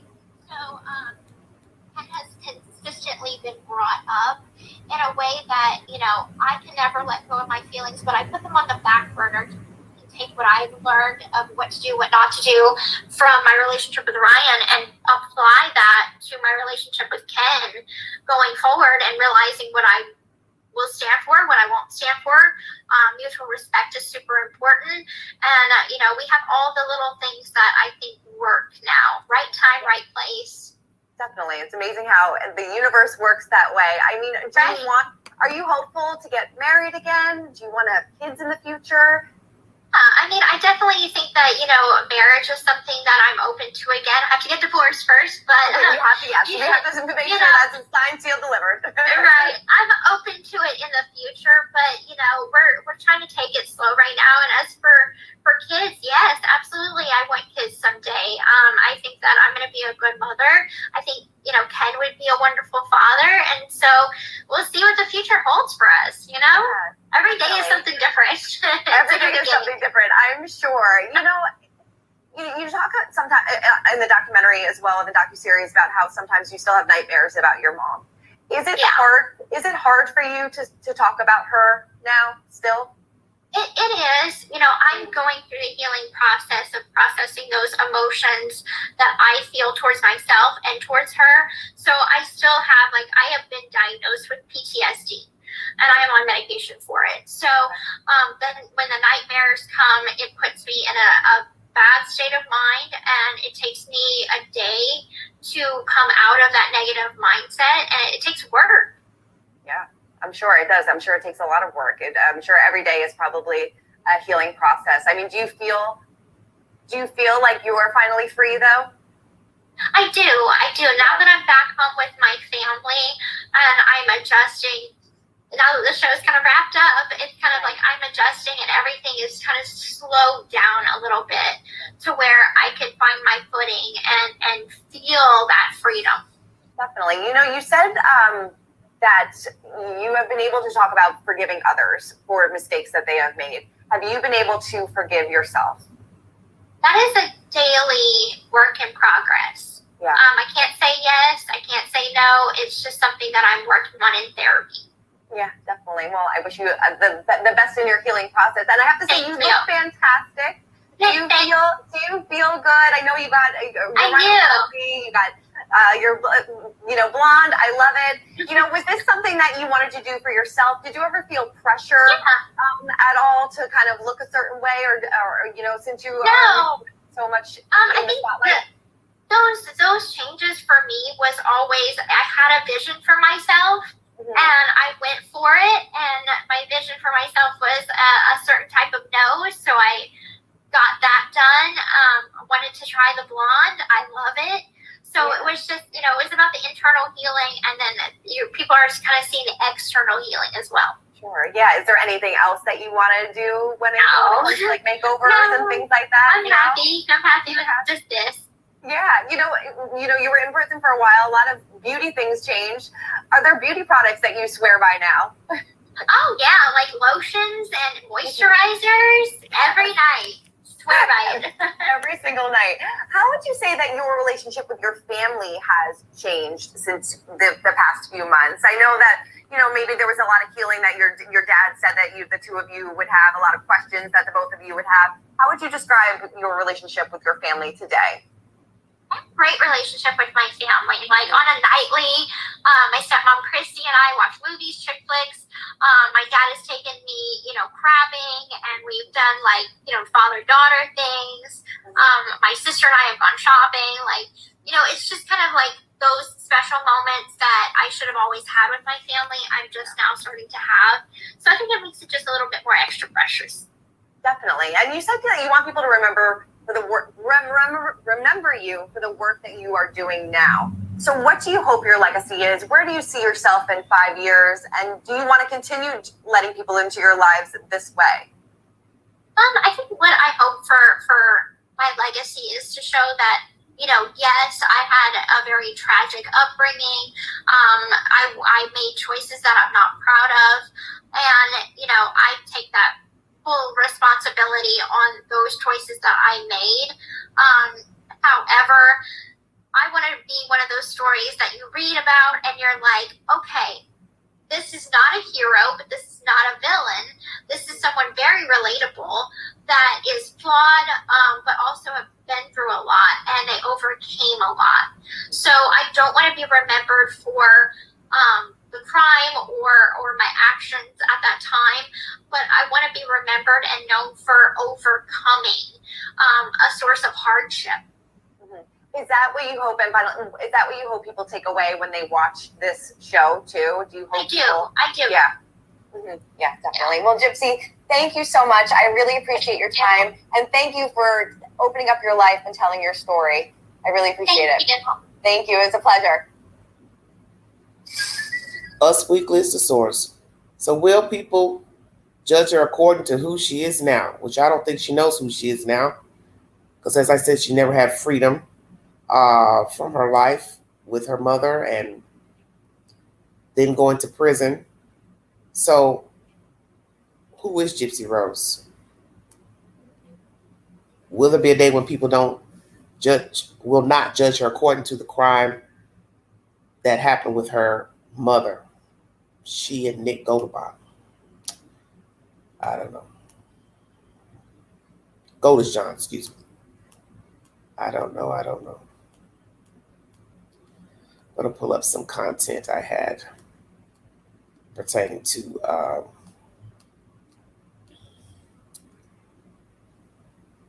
her being a mother.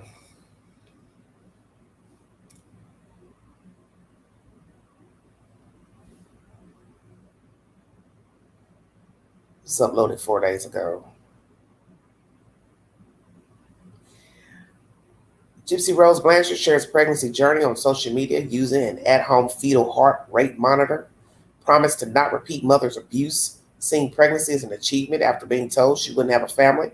Reality TV star plans to give birth in January 2025, using pregnancy as a second chance at life post-abuse and prison sentence. Collider is the source. It's been a week since Gypsy Rose Blanchard announced her pregnancy with her boyfriend, Ken Urker, and the reality TV star has released a heartwarming update. This is, I guess, a little older. Blanchard released a video on social media where she used an at-home fetal heart rate monitor revealing the unborn child's heartbeat.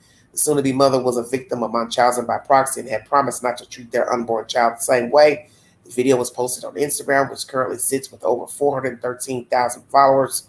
In the caption, Blanchard encouraged her followers to guess the child's gender and that she's using a home Doppler to hear the sound of the little one's heartbeat. Blanchard smiled at the camera and she was happy to share this pregnancy journey with her followers.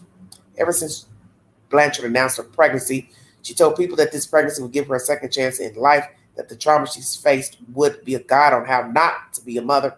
She revealed that her late mom and abuser Dee Dee told her that she wouldn't be able to have a child and family of her own, and that she sees this pregnancy as an achievement. Blanchard's expected due date is said to be sometime January 2025.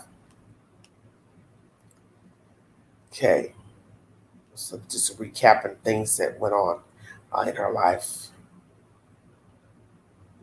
It says Blanchard stars in her own reality TV show titled Gypsy Rose, Life After Lockup, which airs Mondays on Lifetime.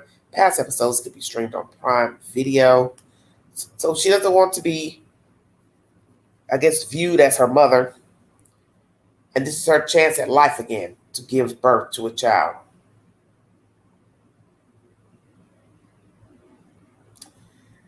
This is somebody's comment underneath this commentary. It's true we do have one side of the story since mom is gone. However, there is so much proof to support Gypsy's story. Multiple of doctors were involved with exploiting and torturing a child. The docs definitely did not do their due diligence. Despite all of that, we have photos that are proof of Gypsy's so-called illnesses and medical treatments, and more proof Gypsy did not have that list of medical conditions. Gypsy was pushed to the brink and chose murder to get out of the crazy. Why would Gypsy then turn to an adult for help? Because they failed her over and over again? ?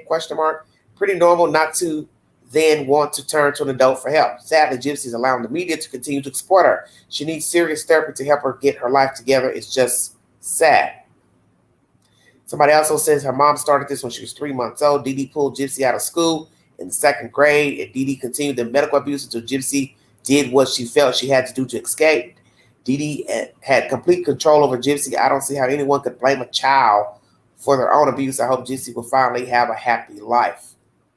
Well, I will say, I do agree that Dee Dee abused her. There's documentation to show she was abused, the surgeries and the feeding tube, the shaving of the hair, the pubic area. She did that to disguise her age. There's common sense. That's not something I see a child doing to themselves. Whether it's 13, 14, shaving, you don't learn to shave your private hairs. More than likely, somebody had to teach you that or tell you about that. Shaving her own head. What child would want to shave their own hair? Shave their own head. You have no reason to. Teeth falling out. That's from all the meds and things she was taking for ailments that she did not have. I don't see a child doing that to themselves. So I do believe Gypsy abused her. It's already been documented. Nobody's making that up. Nobody's making that up. She moved around a lot. That was to keep authorities from figuring out she was using her child and exploiting her child for monies and attention. That's obvious. That's why the father never knew where she was, because she kept moving around. The point is she is now an adult, currently married to a man that she has left after 3 months of living with him, Mr. Ryan Anderson, and now pregnant allegedly by another man, Mr. Ken Urker, who she met while she was in prison. I don't believe she has any grasp of reality, and the things that she's doing to herself could possibly have a negative effect down the road. I do not think she's in any shape to be a mother or be in a relationship. I think what she should have done was came out, stayed with the family briefly, and then continue getting therapy and also getting her own place, because she needs some type of stability and she also needs to be responsible. And you can't be responsible if you're continuously being codependent on people. And see, this is why she's still running in the phase of when she was with Dee Dee. Okay? You left Dee Dee's house, went to prison, to then go live in another man's house. That didn't work out. You went and ran to your parents' house. Do you all not see the trajectory of what is going on? She's running from one place to the other because she's codependent, because she's been taught to be codependent. She has to break that cycle, and nobody can break it but her. And she's going to learn, like most people who start getting money and funds, you're going to see who your real friends are. you're going to see who your real family members are. And I won't doubt that's another part of the grift. I won't doubt that her family are probably using her as well. That's why she's staying with them. It's not to be disrespectful, but it comes with the territory. Because the fact that they're trying to sue the other lady who was supposed to be promising her book deals, movie deals, or whatever, you're now suing her for money. The family and Gypsy. So see, it's a hustle within a hustle. Because this is what happens. Chaos breeds chaos. I speak about this all the time on this network. Chaos breeds chaos. She came from a chaotic situation. Then she goes to prison. That's another chaotic situation. She goes and stays with Ryan, and somehow she says that's chaotic. Then she invites trouble into that marriage, which was Ken. That's chaos. Then she runs back and stays with her parents. I don't think that's the best option. And then she's still now tangled up with Ken. Still more chaos. And while all this has been going on since her release from prison, she's been feeding the media, which is chaotic. She's been jumping on social media, battling with people and arguing and fussing. That's chaotic. Keep doing interviews. Chaos, chaos, chaos. Because it goes back to what I just said. Chaos breeds chaos. Only you can stop the cycle of the chaos. And it's not to say that you're not going to have bad luck. You're not going to have disagreements with people. You're not going to have people, say nasty things about you, rude lies. That's a part of life. Whether you killed your mother, aided killing the mother, doesn't matter. Bad marriage, people are going to talk, people are going to gossip, people are going to like you, people are not going to like you. The point is, you have to own the part you play. That's where personal responsibility comes in and accountability. She's got to own the part she's played from Dee Dee's murder to coming out, getting tangled up with Ken while married, moving in with the family, pregnant by another man who's not her husband, and to continue feeding the beast in interviews with the media. That is all Gypsy Rose. That has nothing to do with me. That has nothing to do with YouTube. That has nothing to do with us, Entertainment Tonight. It has nothing to do with any of those entities. She is feeding the beast, and she's going to continue to feed the beast because she likes the attention. She's been out 6 months now. She's thoroughly enjoying it. So for her to say, oh, I'm not going to have my child around the media, blah, blah, blah, I doubt it. Because that means you're going to have to hide your baby if they film you for a documentary. So that means you're going to do what? They're just going to film you walking about a room with a locked door with your child in there crying? Come on, get serious. So you're not going to go pick up your baby while on camera being filmed. So it makes no sense. Makes no sense. Because I won't doubt that somebody will still want to continue filming her for a documentary, having a child, her pregnancy. Somebody's going to want that because that's money. That's the whole point. Everything's a hustle. Everything's a hustle. It's the American way. And she's fallen prey to it. The networks are making money by filming her. The media are making money by filming her, following her around, snapping pictures. And she's feeding them the bullshit by sitting down and talking to them. So it's a two-way street or cul-de-sac, however you want to word it. They're all evenly yoked. Ken, her family, the media, the networks, they're all evenly yoked. You can't have one without the other. They're all playing off of each other. So you can blame the media, you can blame Lifetime, you can blame Netflix, Hulu, whoever you want to blame, but they're all in it together because you can't have one without the other. There's no such thing as, oh, they filmed me. Well, how did they film you without your permission? Because you gave them permission. You didn't just jump on an airplane and sit in front of somebody's studio and give an interview. You agreed to it.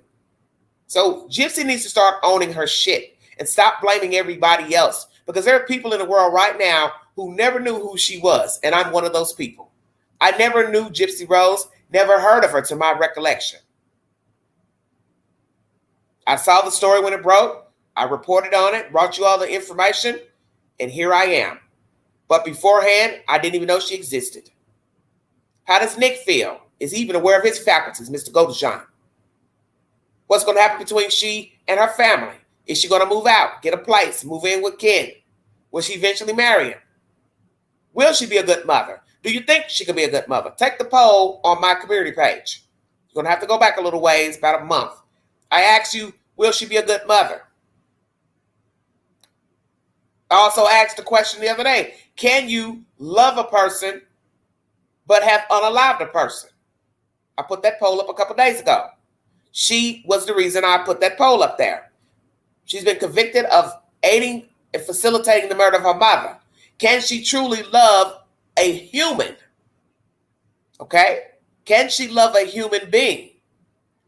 Can she love a child? Because really you can't have one. They're the same. Loving a man, loving a baby. It's all the same.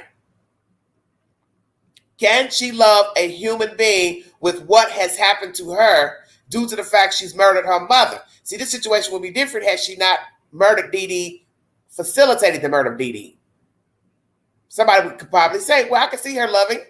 Everybody has had, terrible past, horrible upbringings, and they've gone on to love people, genuinely love them to the best of their ability, or they thought it was love. But when you factor in murder, can a murderer love another human being? Because she came from Dee Dee, that's her biological mother. Not a stepmother, not a foster mother, not a stranger. Can she love Gypsy Rose? Can she be a good mother despite her past and the facilitation of murdering her mother? Because you can't throw that out, the murder. Abuse is one thing. A lot of people grow up abused and they turn out to be fantastic people, great people, pillars in the community. But when you factor in murder, that changes the dynamics of the being abused. But then most will say, well, the abuse led to the murder. You're entitled to your opinion. But can she be a good mother? She feels this is her opportunity to give her child what she didn't have. The life of riding a bike, going outside to play, having an identity, having an opinion, childhood memories. And I get that. But is she fit to be a mother? Because the one thing we all need to own is that what you desire, what you want, and what you need are different things. What you want may not be good for you. What you desire may not be good for you. You also hear in the commentary, she was having female problems. What were those things that led a doctor to believe she could not conceive? I find that interesting. She also used to hear that from her own mother. Well, her mother did that because her mother didn't want her to grow up. Dee Dee would have been fine and content with having Gypsy right there with her as a 30-year-old woman, still pushing around in a wheelchair, playing mind games with the public, using and manipulating people. And one thing we all know, Gypsy was not going to continue to stay in a wheelchair. That was not going to work. Once she realized she could walk, once she realized she wasn't sick, that was never going to work. I think most of us know this. The sad part is she ended up forfeiting her freedom in aiding to kill her mother. People argue back and forth about that. What was right? What was wrong? She should have left, blah, blah, blah. But when you have a mindset of a child, you've been conditioned, you stay. And we've seen this happen with many children. We've seen this with children who were older, who still stayed under the guise of an abusive parent. So although she was 20-something years old, there are other people who have still stayed with their parents as teenagers and finally broke out, ran away. And some will judge them. Well, why'd you stay? Why'd you stay? Because they were conditioned. You don't have to agree. And that's the whole thing. You're not in that situation. So it's easy to judge. Well, why didn't you leave? You snuck out once. Why did you go back? Grooming. Happens all the time. It's no different than children who are molested, sexual abuse. They will still be around their sexual abusers knowing what they're doing to them is wrong. And they don't tell anybody. So really, you can't really judge her situation as any different. Because children are always around their molesters. And they never tell anybody. And it goes on for years. They never tell anybody. They're 16, 17, 18. They don't tell anybody. So how is it different than what Gypsy Rose did by hanging on to Dee Dee? It's not no different. There is no difference. It's just she murdered her groomer. That's where the difference comes in. Because even most children don't murder their child molester. That's where there's the fine line. She crossed over and she aided in the murder of her mother. What will become of Gypsy Rose? Will Ryan sign the papers, number one? How does he feel right now? Will he finally speak about this debacle of her being pregnant by Ken Urker? Will he be ordered to pay alimony? And I did do a short about that because I saw somebody's commentary about that saying, won't it be messed up if he has to pay for her baby? Boy, sure would. Because a lot of states will make you pay child support even if it's not your child, but you signed the birth certificate. And then number two, he's married to her. So imagine this debacle goes on after she's given birth. It will be expected that he's the father because he's still married to her. So I'm hoping Ryan hurries up and gets a divorce. So he will not be liable for no child support. Naturally, he would be smart enough to go get a, DNA test to see if it's his or not. But he needs to get rid of her quick in a hurry. And that would be my defense for alimony payments. I don't owe her a dime because she's been canoodling with another man. And that would be my defense if I was Ryan Anderson. You also heard that they don't speak, they don't talk for the betterment of them moving on. Well, I think you had moved on while you were still in the marriage with Ryan. That's why you were talking to Ken Urker. And you're never going to tell people that. You're going to make people believe it's all Ryan's fault. But as they always say, it's two sides to a story, and then there's the truth. And everybody's perception of the truth is different. Because one's going to say this, one's going to say this. It's up to the people who are listening to the story to say, I believe him, I believe her, or I believe a little bit of both.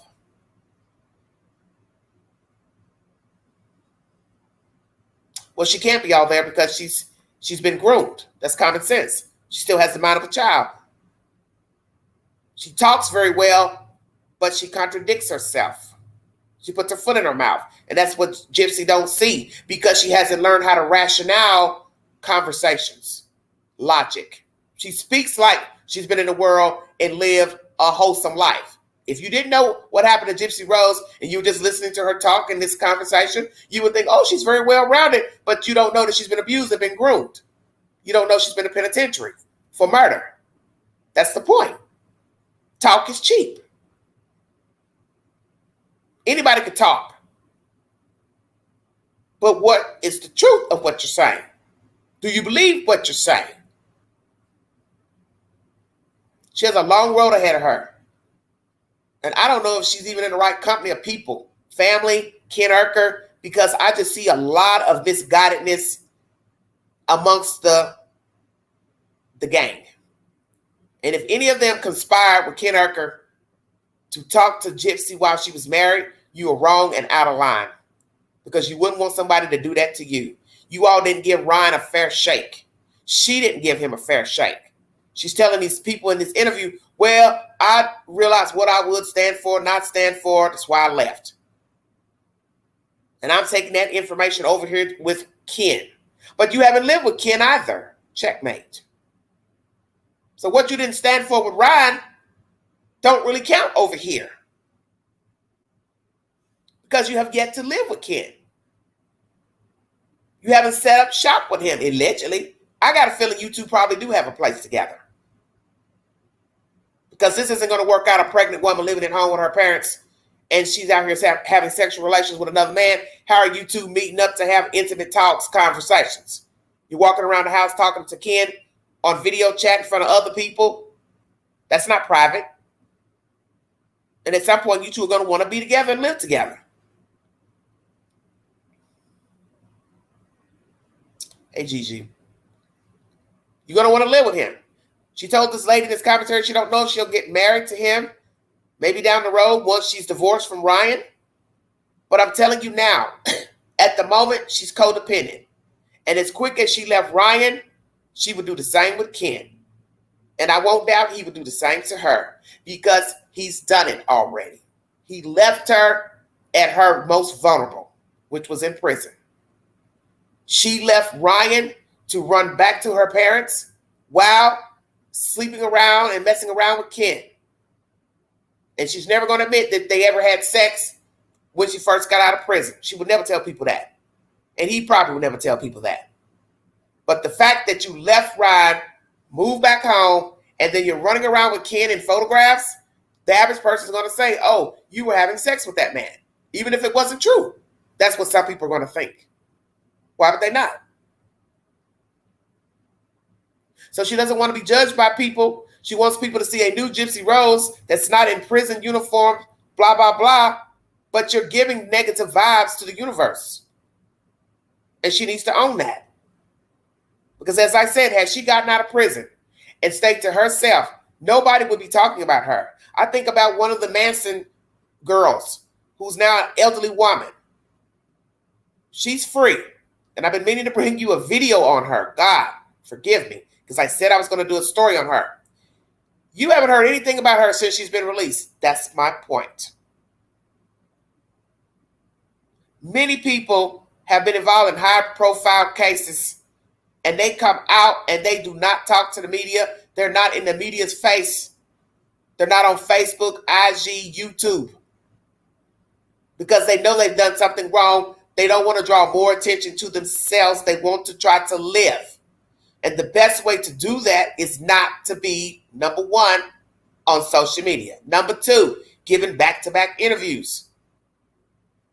Because if you wanted people to forget about what you've done, they can't forget if you keep talking to the public. That's common sense. So you keep going interview. You're just rehashing all of that old drama. So she's trying to move on from Dee Dee, what Dee Dee did to her. She has nightmares. Well, you can't move on from it if you keep talking about it. That's any situation. You can't move on from an old boyfriend if you keep talking about him, crying about him to people, bitching and moaning about him. You're divorced, you're still crying over your ex-husband. It's the same thing. So long as you keep talking about it, you're speaking it into existence. And we get it. People upset. You haven't moved on. You're ranting. But you can't move on if you continuously talk about it. And that's what people are going to do with her. It could be 5 years from now. She's got a 4-year-old or so. Dee Dee Blanchard is going to always come up in a conversation so long as she does an interview. Now, she could tell the people, hey, I don't want to talk about Dee Dee anymore. I don't want to focus on that. But you still risk somebody still wanting to talk about it. Because it's just the way it is. That's my commentary, everybody. Gypsy Rose. Follow my content in the YouTube queue. I will be uploading some more shorts today. So look forward to seeing those. Hopefully you'll get notifications of my upcoming commentary. I'm going to have some shorts about Kamala Harris, Joe Biden, Gypsy Rose. Something else I got to think about. I already did the one on Wendy Williams. So I'm going to do some more pertaining to Kamala Harris being the nominee for the Democratic Party. Biden has decided to bow out to run in the next election, but he will continue his duties up until January 2025. And any other updates, the young lady who unalived her daughter in Hendersonville, Tennessee, I believe she's supposed to have gone to court. I want to say today or somewhere this week. I'll bring you an update on that and other stories that I'm covering. The 12-year-old that unalived the 8-year-old. When I get an update to that, I'll bring you that information. So those are the latest stories that I'm working on at the moment. Plus the young lady who was found at the MARTA station in Atlanta inside of a car. We'll wait on that information about the autopsy. I don't know if they said she was shot or not, but I don't want to put that out there unless it's true. So I need to come back with an update pertaining to Chanel Crosby. Like, share, subscribe, drop your comments below. Take the polls on my community page. Check out the shorts in the queue. And if you'd like to donate to this great network, $Big Angie, 129 Cash App. Stickers and chats are always welcome during the live stream. Thank you so much. 2-part live. Wendy Williams. Family has not talked to her. Seen her physically in a year. What's going to happen with her? Will they win a judgment in court to get control over her guardianship, her estate? We also learned she owes a lot of money from back taxes on her homes. Miss Morrissey is still over her estate, the guardianship. I don't think she should still be over her because of past fraud allegations, and it's cruel and unusual punishment to a human being to not have any access to family conversations, visits, and nobody knows where she is. And I also played you commentary from her friend who spoke to News Nation and she says, I want proof of life, and I agree. She needs to have proof of life. The family needs to have proof of life because we don't even know if Wendy Williams is even alive or not. And that's not to wish death on her. It's just common sense. Out of sight is out of mind.